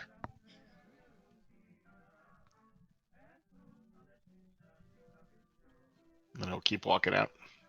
Yeah, everybody else, you're just gonna mosey on out. You're gonna leave the professor gibbering on the No, floor there. John's going to stay there with the professor until somebody gets there to help. He's like, this is what's crazy. These people, we're not going to be able to explain a headless body. it wasn't headless till you did that. I didn't do nothing, but I don't disparage him doing it either. This thing, ugh. Do the little Catholic cross thing. It's like, oh. So Harrison and Max are leaving. John's staying behind with the professor, trying to console him, and you plan on talking to the police. Charlie, I'm guessing you're out with the two of them. Jackson, we'll yeah, say we definitely. move the professor to another room and just close this room. Police got no reason to look in here if it's not a crime scene, right? I'm going wherever the police aren't about to be, basically. Right. Yeah. Right. Well, that's our plan too. Charlie, you're right there with Max at the door. Elias goes, yeah, we can move the professor, but I'm sure they're gonna investigate his office when, put two and two together when they identify who he is. If y'all are just worried, just go. I will stay here and take care of the police. That's perfect. That's perfect. They look at you and see a sweet little old man, I'm sure. I'm taking the key straight to that hotel to go into that room and get the. Right. All right, so it was my gun that shot this guy, so I am gonna leave too. Sure. Oh, yeah, you are. So's the guy with the bloody sword and the severed head. Right, we're Hey, like man. armed to the teeth. What the hell? I am damn. Charlie is a pretty brutal criminal, but he's only like shot people from a distance. He's never straight up decapitated someone, or even if they were dead. So that's definitely a first. Max has seen a thing or two. Yeah, So he's I've seen. Charlie's seen an enforcer beat a guy's skull in or something before. So he's seen some pretty brutal stuff, but nothing great quite like that. Okay. But Max agrees. Let's go get that mask while Sure. we know where. So let's recap. John, you're staying there. John, you have the gold ward or whatever it was called. Yeah, the golden ward. Are you keeping that Yes. with you? Yes. Or are you giving it to the others to take Well, with why them? don't you Max will say that thing's worth about $1.8 million. Why don't you give it to me and we'll But because it also has evidence on here. That was a quick calculation, Max. Max plays in the gold futures market. He's a bit of a gambler. Yeah, so he's gonna Max is gonna take he'll put his hand on it and say, "You can look at it later. We might not have it if the cops take it." Very well. Threatening grab an old that. man with your sword. All right, so John, you give it to him. Did anybody take that note, the translation that she was working on in the basement as well? Yes. Okay. Says Max, who sprinted out of there as soon as there was. Well, no, I didn't say I took it. I said somebody took it. So I thought, who was it? It wasn't me that saw it, or was pointed out to me, and I would have looked at it. no, somebody read it and then they didn't read the whole thing and they handed it to somebody else. And they Yes, it was Charlie. Yeah, Charlie found it, sure, I read got part it. of it, and then handed it off to you, John. That's exactly right. So yeah, I wasn't just being flippant. Okay. Did everybody take it? Yes, says the guy who ran out of there with Harrison right away.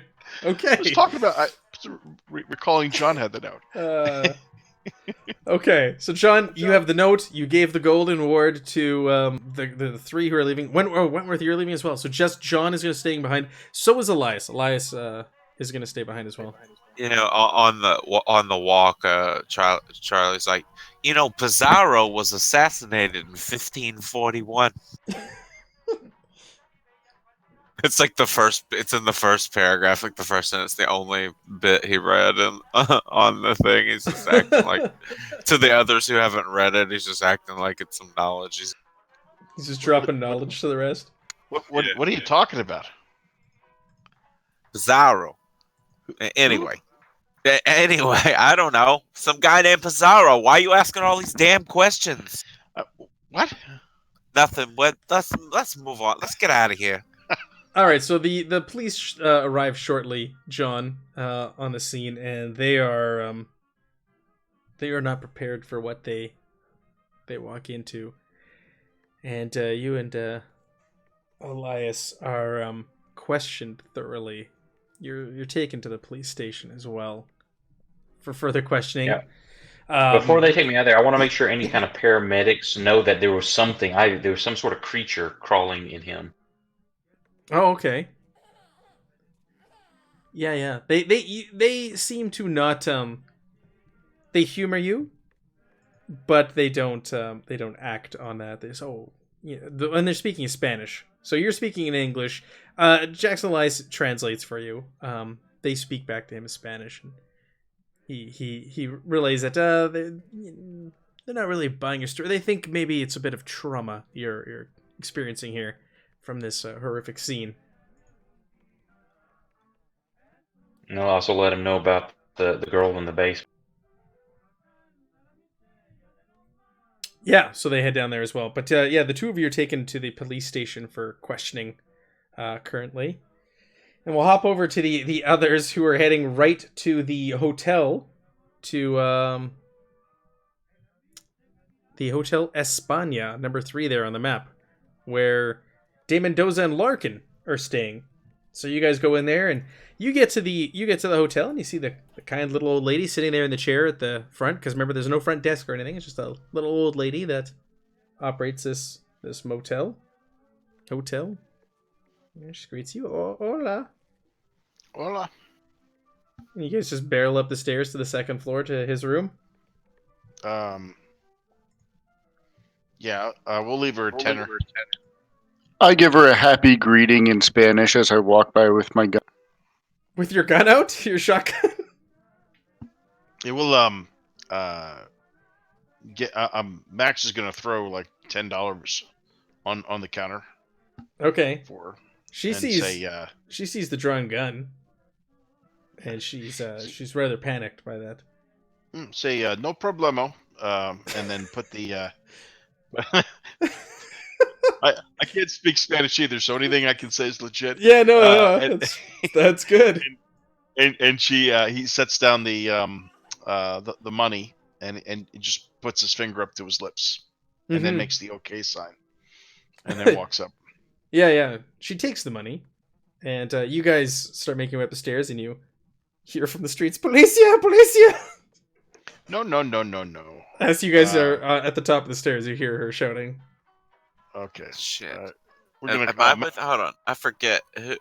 I'm getting a little confused as to voice wise who Charlie is with. Is he He's there? with Harrison, Wentworth, and Max Steele. You're with everybody except for John and Jackson Elias. Okay, all right. So I am here with the Policia situation. Okay, got it. Okay. You are. Sorry. You're in the thick of it. And I believe Is there a Wentworth is window nearby? leading the way, and he's charging towards the room with the key in one hand and a shotgun in the other. Is he not? Well, I think Max has been here before, so I think I'm relying on him to actually lead me there. Well, Okay. Max is gonna run back down the stairs and grab up the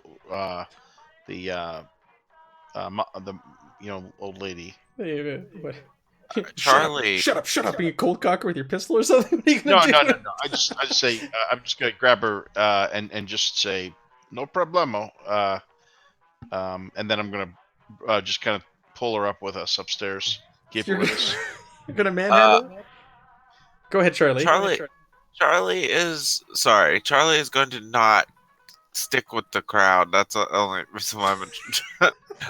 Charlie is going to. This is freaking Pulp Cthulhu. Damn it! Charlie is going to. I assume there are like there's like railings on the stairs.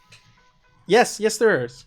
Okay, Charlie is going to slide down them, and haul ass out the window and like a block away into an alleyway. Okay. What skill do I roll for that sweet slide? And while he's doing the slide, he's gonna be tucking his pistol away into his chest holster. Yeah. Make me a dex roll. Oh, this is good because I have a 90. You're made of dex. Yeah. You slide down. It plays out exactly how you described, and so you book it in the streets, and so there's an old woman shouting "Policia, Policia!" and Max is standing over her, and he's like trying to hoist her she's up. out in the street already? Oh yeah, she went in the street. It's an open door hotel. Well, okay. I was trying to get her before she left the. Oh no, you guys got to the top stairs, and she booked it outside, and she's shouting the All streets. right, well, let's just go Something get changed. Hold on. I didn't know she was out in the street.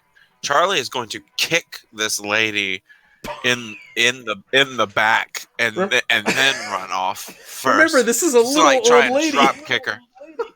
I thought it was just a normal. No.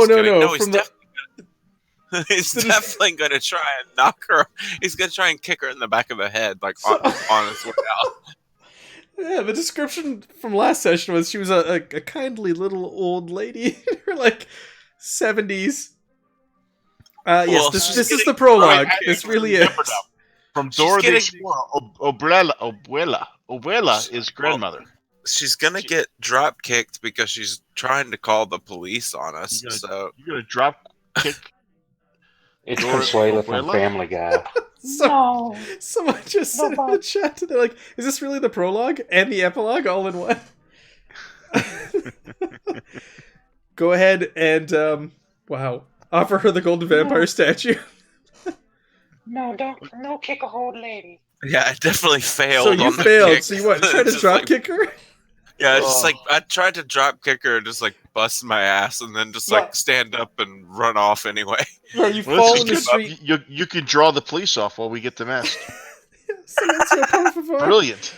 You slide down the stairs like just as you described, just nice and slick. You hit the ground running, and you're going, and you launch into a drop kick, and you've got so much momentum from that slide down the banister or the railing that you completely whiff and miss her, and you land in the street next to her. And she looks down at you, and she screams, and you get up and dust yourself off, and you just book it to the nearest alley. And try to get lost in the streets of Lima. Yeah, this is brilliant. I love it. All right, let's get in that room and get that mask and get the hell out of there. So yeah, the rest of you, they're shouting. There's a commotion in the streets. You can hear it because there's the open the open oh man, balconies on each of these rooms, so you can hear the commotions coming from the streets. You get in there, you use the key on the door in question on Dame Mendoza's room. It does open the room, and again, you go into the room, and there is a warning. Oh, we got a warning. There is nobody in this room. It is left as you found it the night before. Nothing is touched. Everything is pristine. Nothing's been moved except for, the mattress slightly from when you're poking around in there. So you lift the mattress and you find the mirror. No problem. Okay, we're gonna be careful not to touch it directly. How are you going to touch it? We're just gonna use a pillow. I'm just gonna grab a pillowcase or Sure. grab a pillow, stick it in a pillow. Yeah. And then let's go out. So the there's rooms on either side of the hall up here, right? And the rooms on the opposite. Yes. And remember, this room Larkin's room is right next to his.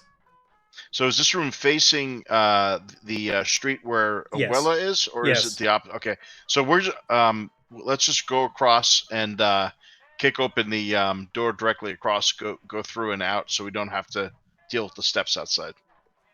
And just drop down. Does that sound good to everybody?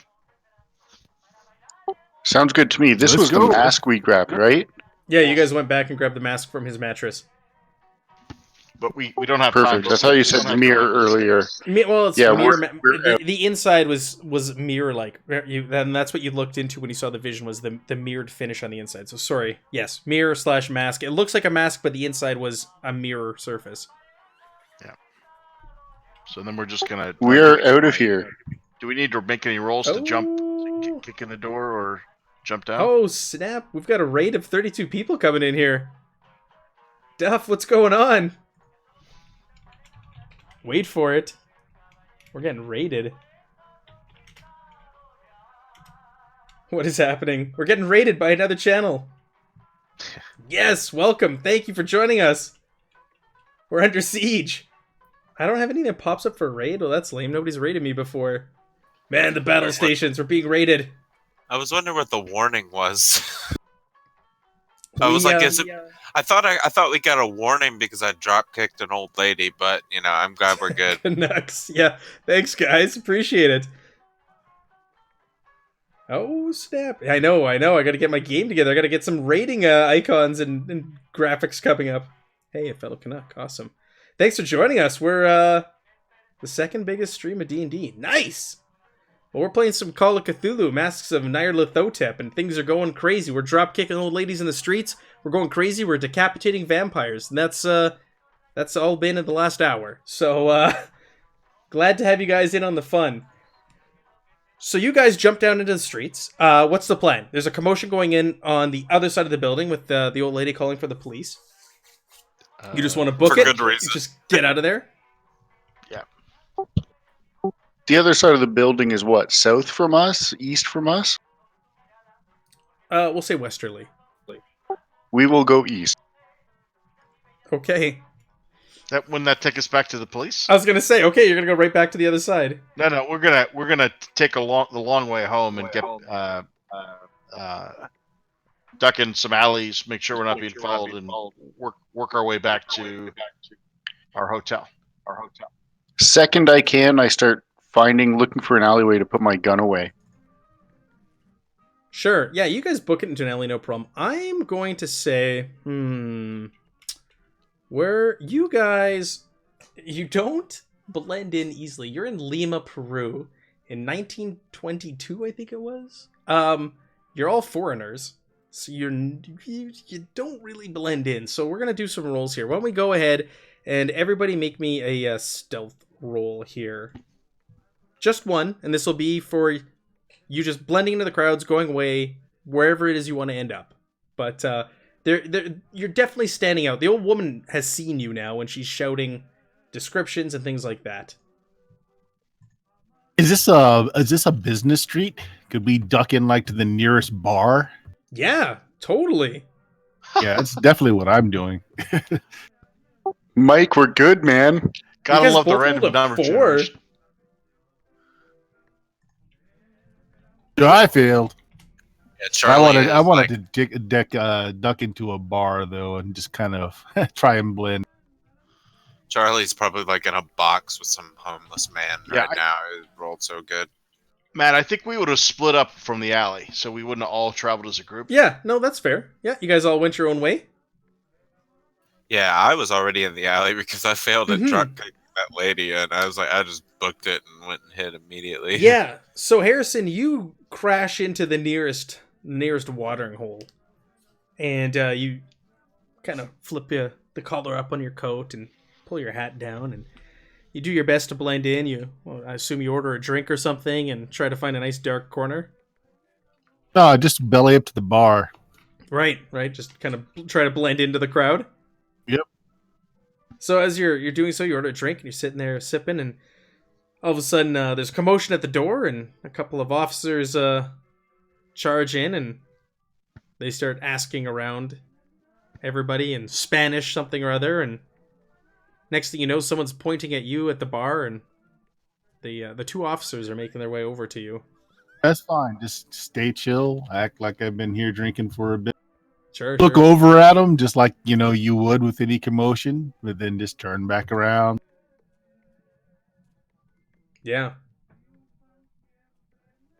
Immediately vomit and fall over.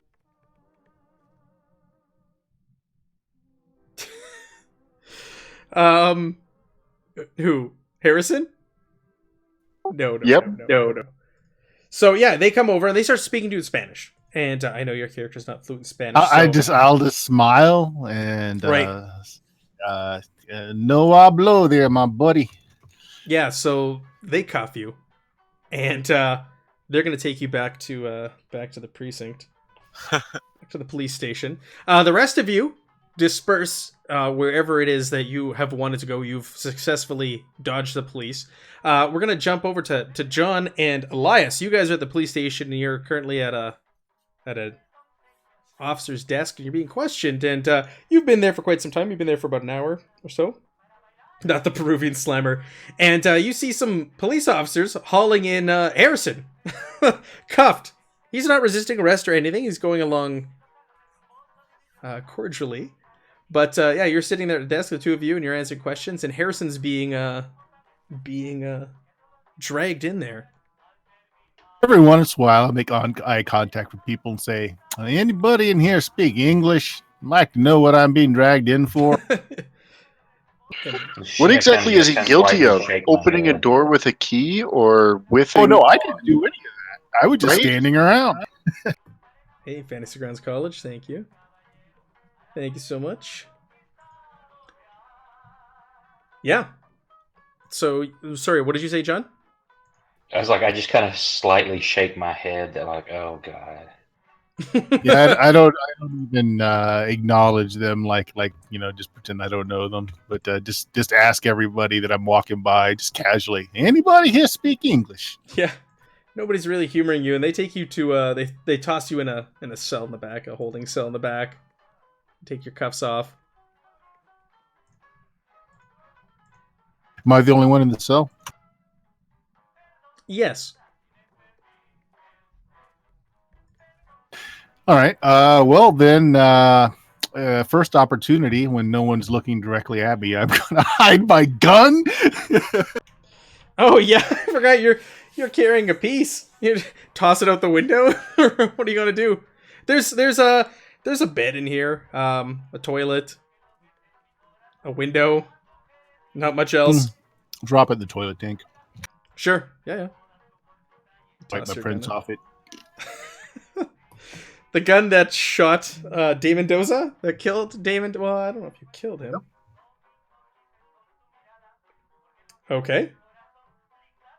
Oh. Alright. So you're in the slammer. I've got the other three of you took off, and John and Jackson Elias are in there. So you watched your friend be dragged in, asking for anybody who speaks English, and thrown in the slammer. Jackson Elias goes, Isn't he with us? He asks you, John. Just ignore them at the moment. So you guys are questioned for a few hours, and the police eventually let you go. Jackson Elias does he does grease their palms a little bit and offers up some money to speed things along. And he also inquires on Harrison and why he was brought in. And they say under suspicion of assault of an old woman. He was with some people who attempted to assault an old woman. And Jackson Elias, makes good on throwing some of that money around, and also gets Harrison out of the slammer. And Harrison, you've earned a little bit of trust now towards this fellow, going under different aliases. Well, thank you kindly, sir. Not exactly sure what to put me in the slammer for. I mean, if a person's convicted by the company he keeps, I suppose.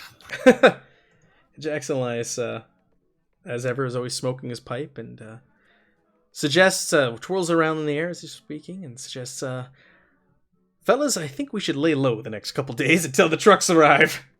Shall we head back to our hotel? That sounds like a good idea, but I got a question. Max, you're not there. They're in the police station still. Oh, okay. But you can ask me a question if you want. No, that's fine. I'll wait till. So if Max makes it back, he's going to start on this head in his room. He's going to start taking it apart, trying to figure out if this thing really is a vampire, and do like a little. So you're like dissecting. That's an insanity roll. Yeah, I was gonna say, you want to make me another sanity roll, Max? Just an offshot of losing insanity. Yeah, but he's got his camera out. He's gonna be taking pictures. So what's to document it? So what? Are you just cutting this thing open? Like you're using the sword, and you're just like cutting aside the mouth and this and that, and yeah, he wants to open it up, and he's trying to figure out how this thing ticks. Dear Lord. Okay. Best case scenario here. He saw the worms, so he's being a little careful because he wants to make sure there's no there's nothing dangerous in here either. Are you inviting any of the others, or I know you guys all broke off? Yeah. Are you waiting for the others to come back? And be like, hey, come to my room. I'm gonna cut this thing open. Yeah, well, he'll let the other guy, the newspaper, or the archaeologist guy, maybe, or I don't know. Do we have a biologist among us? No. I was gonna say, Max, do you know what the inside of a head is supposed to look like in the first place? Well, no, but I'm looking for these funny teeth. But okay, we'll just keep it for now. Wait for the others to get back. Yeah. Okay. So, yeah, you invite the others in. Who wants to join him for an autopsy, an impromptu autopsy in his room? Dear God, no, that is disgusting. Charlie. Charlie is going to cross the street after a little while and try and observe the scene from a distance. The scene of where the old lady was, or the scene of the hotel that you're staying? Which you're staying at a different hotel than this one. The Mendoza and Larkin are staying at a different hotel than you. So what scene are you observing? I'm sorry. Oh, sorry, the crime scene, from kind of like how the cops are behaving outside of it. The one where you tried to drop kick the old woman? Yeah, sure, that one. I'm gonna stay hidden.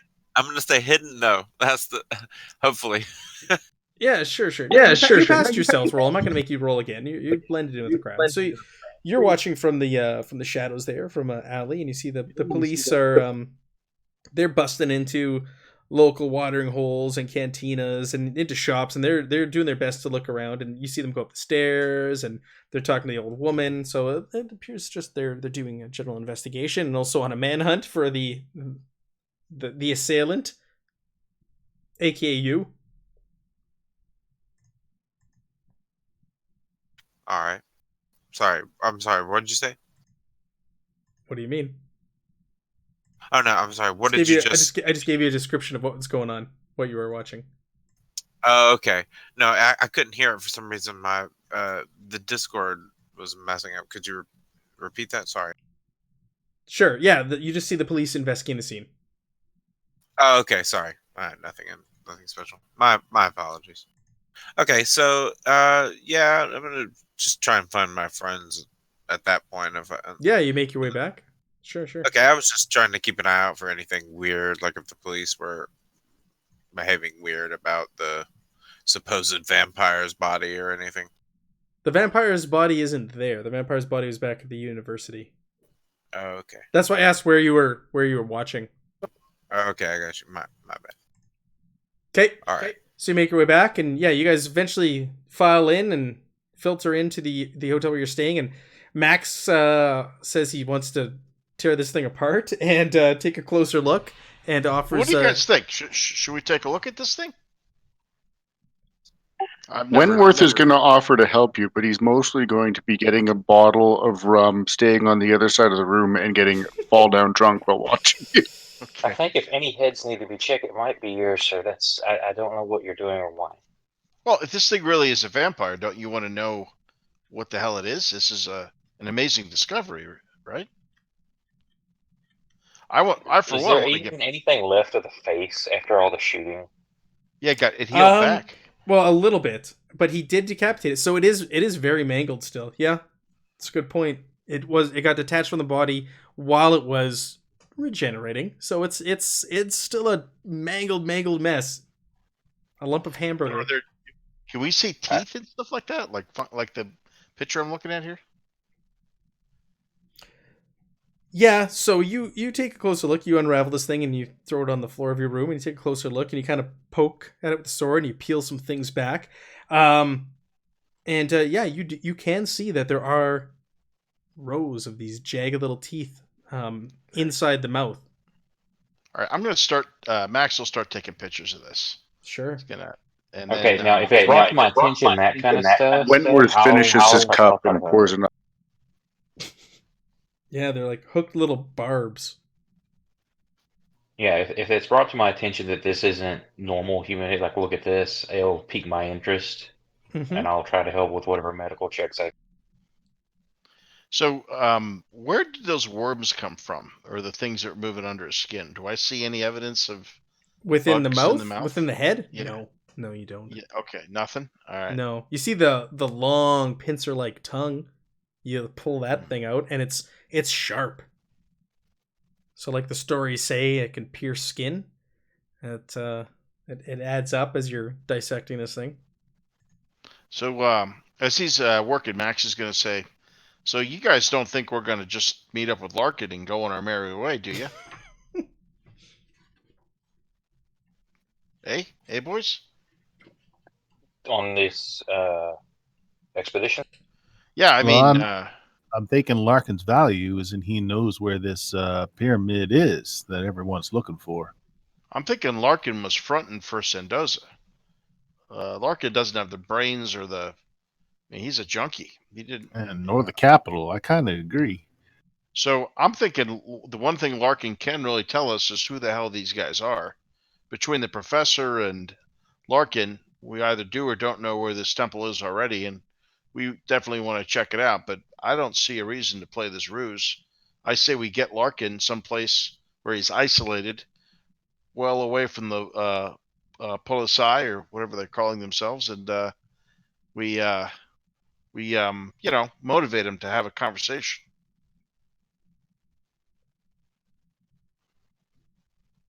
He'll look up from his work and read the room to see what their reaction is. Well, if I can get back into the university, the doctor had said I could look at. He told me where his notes were for this temple or the ruins. I should possibly be able to put it together. All right, maybe that's a good play if we can't get the doc back on his feet. That's solid. When's our next meeting with Larkin scheduled? When you guys leave on Monday, and it's currently late Saturday, 6 p.m., 7 p.m. All right, so we got a day to get ourselves organized with the professor's notes, check in on him, and then get ready for Larkin. Where are we meeting Larkin? Outside his hotel. That's where the trucks are going to arrive.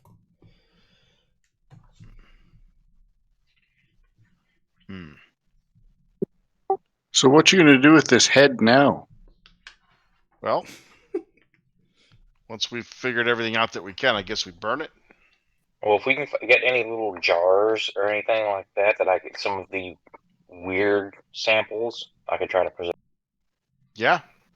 Well, let's get the tongue and some teeth. Anything else? Yeah, this is weird. But Yeah, yeah, right? Charlie's gonna wander back to the hotel at some point. Sure, yeah. They would have looked for you too and offered you to come into the room for this. It's I don't know if Charlie have joined them. He probably would have like used the restroom and tried to catch his cool a bit, but first he would have walked in late for sure. Okay, yeah. So John and Max, you guys were actively taking place in this autopsy dissection. Yep. Just being real careful not to. Yeah, Get my I need hand- both of you guys to make me sanity checks for what you see I'm- as you're doing it. I'm in the room, but I'm more or less power drinking at this point. Yeah, you're sitting. Yeah, 64. you said you were sitting across the room drinking. You weren't really involved. You're just kind of there, stroking your shotgun. 64. Yes, sir. Yeah, you're good. You guys both pass. Go ahead and let's. Where does this fall on the old insanity chart for what you're seeing? This is some weird shit.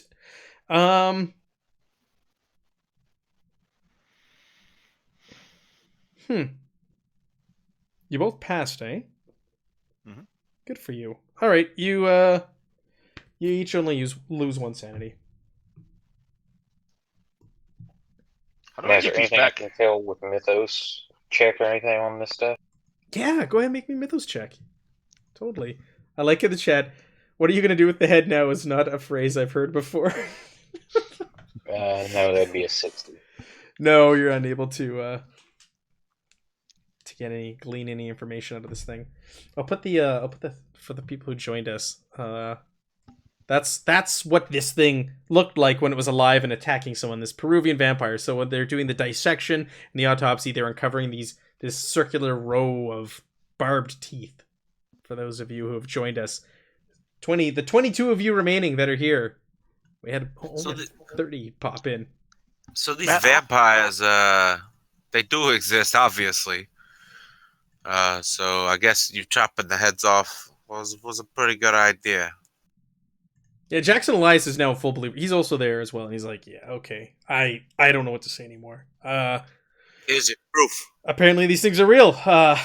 This is gonna make a great chapter in the book. Just leave my name out of it. All right. I know where you can get some pictures for your book, Hiccup.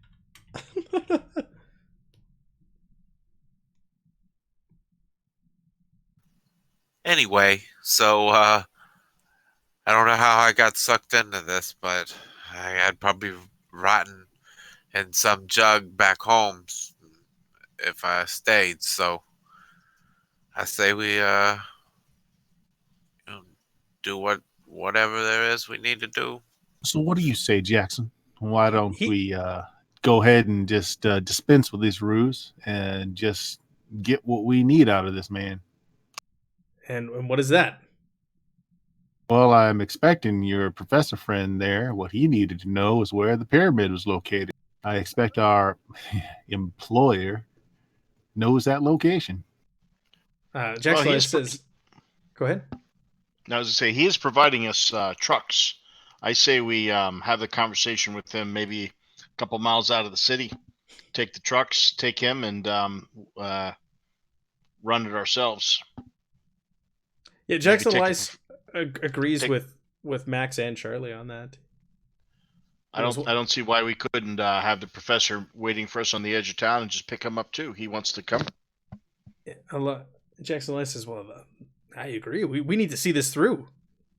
The plot is thickened. Vampires, as he air quotes, are apparently real. The proof is right here on the floor. Nobody's going to believe us, but they're real." And I say, make sure you get plenty of pictures of all this. We go to the pyramids, and we find out exactly what's going on. This is deeper than a death cult, if you ask me. Now, whether we go with Larkin or we go on our own, we definitely need to see what's happening out there. Well, we need Larkin for his information. No, we're gonna play along with Larkin just like everything's rosy, and then when we get to the edge of town, or a little past it, right before we pick up the professor. We're gonna take out our heaters, and we're gonna find out what's what. Professor Larkin, what'd you say about a rod? Merrick. Professor Larkin's the other one. I'm Oh, Professor Professor Merrick. Merrick. Whatever, I get your name. What did you do with the rod? I got it right here. It was. He hands it to you. I'm going to start studying that while they're discussing plans for interrogation of people. Not for nothing, but we could all just leave right now and sell that, and we'd be rich. Yeah, but then there'd be vampires running around, and I don't know. We can't get a cut of this guy's book. Yeah, but we'd be okay. We'd be rich though. All right. Well, we could do both. Max has the lowest out of all of your wealth scores, and his is capped very low compared to the rest of you. So he's thinking in character there. I'm here for an expedition. All right. Yeah. Seriously. Right. Is Just there don't lose anything that I can bar. learn from this rod? What would you? Sorry, what did you ask about the rod? Is there anything I can learn from this by studying it? Anything that's important? You could make me another mythos check to investigate it. 85, that'll be a no. No.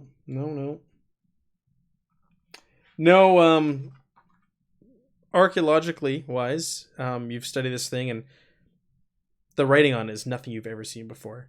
You've never seen this language in any of your research. So this is your interest is piqued. You want to know more.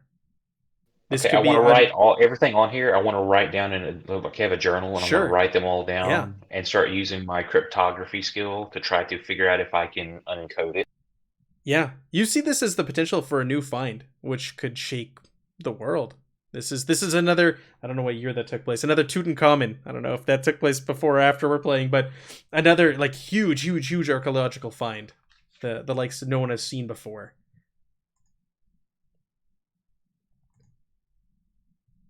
I ask if some pictures, if I can borrow the camera, if he can take some pictures of this as well.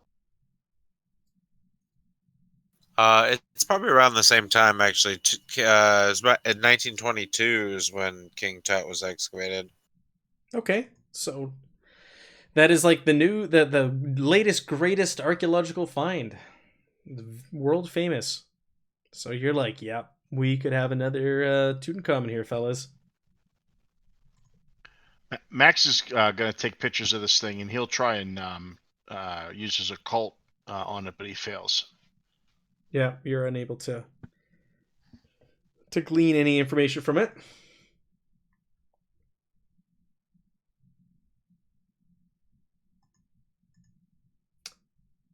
Is there anything else you want to do with that? Okay, so what are we doing with the head? How are we disposing of the head before we move on? Oh Lord. We'll just burn it. We'll throw it in the boiler. So is there a fireplace or anything? I mean, it's not gonna completely turn to ash, like, unless you like full on put some serious heat to it. So there's just gonna be like a burnt skull left in our fireplace after we leave. Yeah, that could be ground up, but we could, after it burns all the meat and stuff away, we could see what's left of the skull. If there's any other anomalies that we can see. Disturbingly, Max is going to say you don't want to burn it here because it has a lot of flesh, which has oil and fat. It gives off a particular smell. Yeah, the stench ain't too pleasant. Right. So we can just bury it in the desert. Yeah, keep it in that sack for a little bit until we get there. Okay, so you're just gonna have a rotting, decapitated head in your room, in the corner of your room for the next couple days? We'll pour some tequila over it to keep it fresh. Pickle it. Yeah. Oh, this is the worst. Oh boy. Wentworth is looking pretty pickled in the corner. Of course he is. Okay. Yeah, Charlie is definitely disturbed by the whole head thing and the decapitation and all that sort of stuff. For sure. He's gonna go to bed early to try and sleep this off. Hey, anybody mind if I keep this saber? It's like a whole this old like No, artifact. let me look at it for a moment. That's Yeah, a it's nice Can I tell piece. anything about it? I But I just think want to have I'd- one of these the next time we meet a vampire. Make an archaeological or archaeology roll, please. I was gonna call you 09. I was gonna call you Frank. John. Frank, make me a roll. I don't know where I got that from. 09. Yes. Yes. So you look this thing over. It is old. It is ancient. And you are very positive that this is the same sort of saber or sword that the Spanish would have carried with them back in the days when the conquistadors were making their way over to this land. Sure, you can keep this. This is, if you talk about wanting money, this could probably fetch a decent amount. This was it looks like an authentic conquistador sword. I won't hurt it if I use it. Of course it is. I wouldn't hurt it to use it, would I? No, it's very strong, good steel. Okay, I'm gonna It sharpen. was used for war. Is it pretty sharp, Matt? Oh yeah. Alright, Slash looks that like- woman at the university. Yeah. All right. Well then, if we end up selling it, I'll kick it in for every. We can all split it. But since you guys are all such rich bastards, maybe I'll just keep it. Do I have any idea of what this value might be? He winks. He winks when he says that. He's not being serious. Yeah, you have an idea. It is a highly sought after piece. Any museum would die to have that on display because it's pristine. Yeah, as long as you don't mess it up, if any museum would pay probably top dollar for that. All right. Well, we'll try not to hurt it when I'm chopping off heads. You guys are a little unnerved at that comment. Too soon, Max. Everybody lose another sanity. Yeah, check a sanity as Max is sitting there grinning, brandishing the blade, waving in the air. No, you don't lose any sanity. Max is just a weirdo. Yeah, so you guys some weird stuff played out today.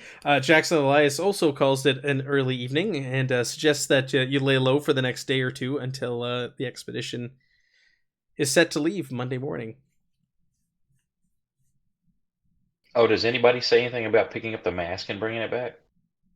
Yeah, we got the mask. Like I said, Yeah, but was it said to anybody? Yeah, I mean, Max would say we got the mask.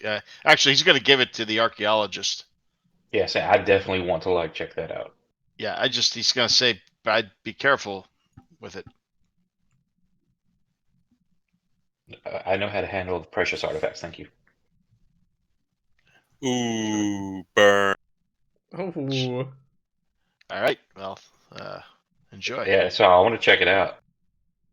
They call that shade, right? you want to take a closer look? Well, you've already failed your you failed your sanity roll, so you don't get to roll on the table again. Yeah, but I haven't had it in my hands, so he's really wanted to examine yeah. it now that other than a pit. Yeah, so I I think I'm gonna actually put it. I'm gonna put it on if it's a mask. I'm gonna put it up to my face and look through the eye holes. Oh dear Lord, really? Yeah. One moment, please. All right, Max is going to get the sword ready. Woo! Chat has a good point. We could just chunk that head into a river. You could suggest that. Bear with me here. I did not anticipate, but yeah, no, I should have because players always do crazy things. I didn't anticipate you putting the mask on. So Oh, bear with Lord. me. Well, the pictures don't do it. Everybody's talking about this stuff, so I'm like, it's just a mask. But I want to just see how it feels, put it on. And This guy's wanting to lose some sanity today. the player, yes, character now. Oh, I know. I'm just joking. 52. Thank you for being the guinea pig. Yeah, right? Let me find it here. Cross-reference the book. Why is it not on here? Oh, there we go. Right to an elder god. Tentacles come out of my face. All right. Well then, watch. Cthulhu says hello. I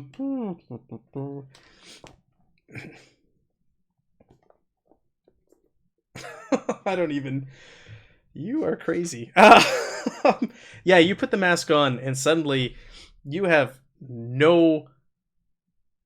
You no longer feel like you're in the room. You feel like you're transported away, and you're suddenly standing in front of a pyramid, a great pyramid like the ones in Egypt, and the sun is eclipsed, and there's a large, round, bizarre creature in the sky wrapped around the pyramid, and it doesn't say anything to you.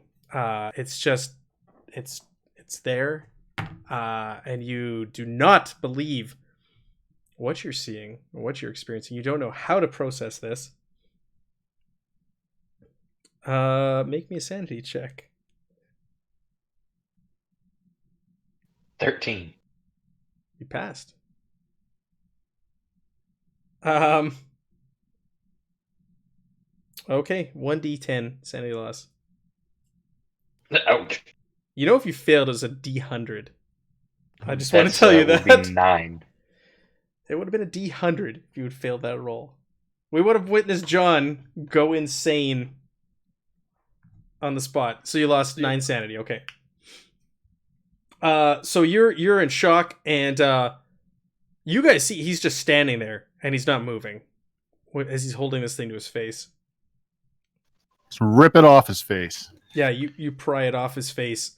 His grip is tight on it, but you manage to rip it off of his face, and so John, you're suddenly shot back to reality, and you do not believe what you just witnessed. How old is John? He was 54, I think.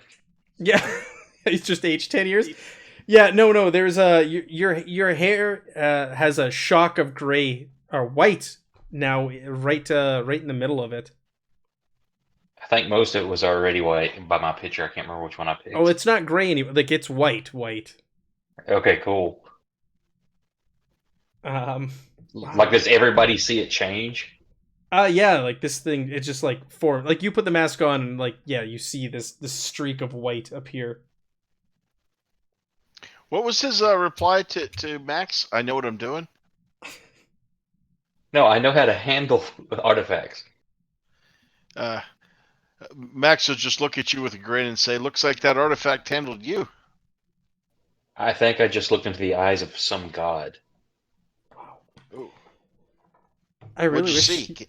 And I will relate everything I saw and what it was like. And I'm not gonna lie. I kind of wish you'd failed and rolled the D100. I kind of do too. Let me see what I would have got. I'm not gonna lie. That would have I been would have lost crazy. 58. Would that have done you in? I don't know. You tell me. Who's got his character sheet there? What do you need to know? How much sanity he has? Yeah, just out of curiosity. Currently he has 80. Oh, you would have still been around. You just been very, very close to. Yeah, more than half gone. Wow. Matt, how do you get sanity back? You don't. Yeah. You do. Once you perform certain milestones and you take out certain creatures or whatever, there's awards for it. It's not easy though. But it's not strictly speaking a one-way ticket or one-way trip. No, but it's not common. It's not it's not like when we roll our luck at the beginning and we're getting 2d10 plus 10 or whatever. We're not doing that for sanity. All right, because I'm losing a point or two every game. I'm noticing. Yeah. It's not. It's the slow degradation. Yeah, to it's insanity. not if you go insane with Call of Actually, Cthulhu. It's when. Was there any sanity reward for killing the vampire? Usually, when you take out a minion, they do have a sanity award for it. You might want to look into session. You don't need to look at it. Yeah, that's now. a great question. Let me take a look at that. In between sessions, and I'll let you know if you gain anything from shooting the face off a vampire and someone else cutting its head off. Yeah, The chatty I'll go stuff. through the very detail what I just saw, and it's actually I'm fascinated. I lost sanity, but I'm fascinated by what I just saw. Right, yeah. Max is going to take a picture of him right after he takes the mask off. Okay. Do I get anything from on mythos knowledge, like an increase or a check to know what I was looking at or anything? You know, that's a great question. Also, I'll have to look at that in between sessions, and I'll follow up with you on that. You should keep up. Sorry, go ahead. No, go ahead. No, I was gonna say the guy who keeps taking pictures should keep up with what you're taking pictures of, kind of like your own little photo album. That'd be pretty cool. That's a good idea. I'll do that. Okay. Sorry, I'm just making notes here for you guys. Max and Harrison, the Vampire Slayers. Yeah, so that happened. You might have just looked at an Elder God. John, you may have just looked at an Elder God. Nice. Remember the name of the quest we're playing? Just going to throw that out there. Okay, so... No, I know. That's why I wanted to look at the map. Yes. Masks of the Devil. That's really... Yeah. You can't pass up an opportunity like that. So, what do you guys want to do? We've got... you've got a day before the trucks arrive. Is there anything you want to do over the course of the Sunday? Is there anything you want to do the remainder of the Saturday? I need to pick up a new gun. Yes! You can go out and easily acquire a new gun. Stick to what I know and just grab another 44 and some ammo. Sure, yeah, you find that a shop that sells weapons, no problem, and you're able to acquire that before you guys leave on the expedition. Anybody else want to grab supplies? So, like, Charlie grabbed, like, a tent and rope and lanterns and all that good stuff. Do you guys want to also equip yourselves? Hey, let me check something. On the Fantasy Ground interface, if you click on your notes, I did a public note. See if you can see that. That's my item list, so if it ever comes up, this is what I see your notes as blank as the GM. Okay. As the keeper, I should say. Here we go. No, notes. I'm sorry. I looked on your character sheet. Yeah, on the notes tab on the right-hand side, I can see the note that Harrison created. Yeah, you guys can make public notes so that we can see each other's notes, keeping track of campaign information. That's what I bought. I just shared it with everybody. Yeah, you know what? Between sessions or whatever, make notes and we'll put it in there. I know I need to be in Fantasy Grounds for you to log in and do it, but yeah, you can keep track of everything on there. You can also keep track of, you can start a new note for all the photographs you've taken, Max, and keep a running tally of those as another note. Yep, it sounds good. In fact, a couple things. Max wants to get some of the same supplies, but he's going to ask, does anybody have any, can anyone spot him a few bucks? Yeah, I gotcha. You can come shopping with me too, Max. All right, thanks. I appreciate it. I just don't, I don't. My bankroll's been a little light lately, but it's temporary. I'm going to get some more film, and then he's going to buy some machetes for the rest of the party. The guy, the decapitator, as we'll call you, is buying everybody machetes. He's worried. He's worried what we're going to run into. No, I know where your head's at in this. No pun. I love it.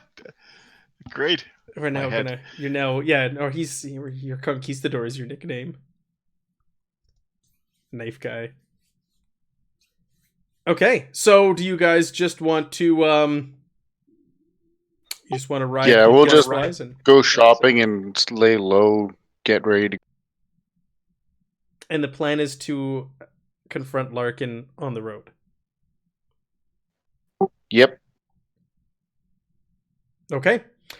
Well, with 10 minutes left in our session, why don't we end there and we could pick up next time on the road to Puno and Lake Titicaca when you will confront Larkin. And I have no idea what you guys are going to do. I did not think you were going to put the mask on. So you guys are willing to do anything, including drive your character insane and cut off heads and kick old lady. And drop kick old ladies.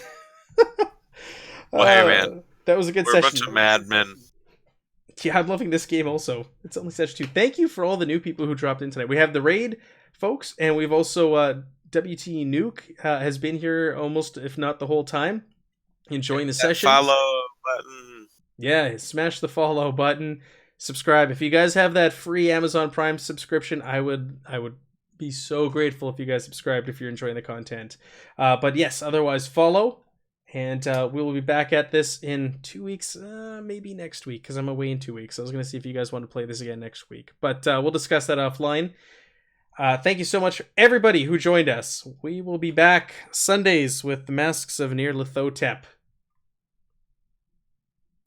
Awesome. Have a good night. Night, everyone. Good night.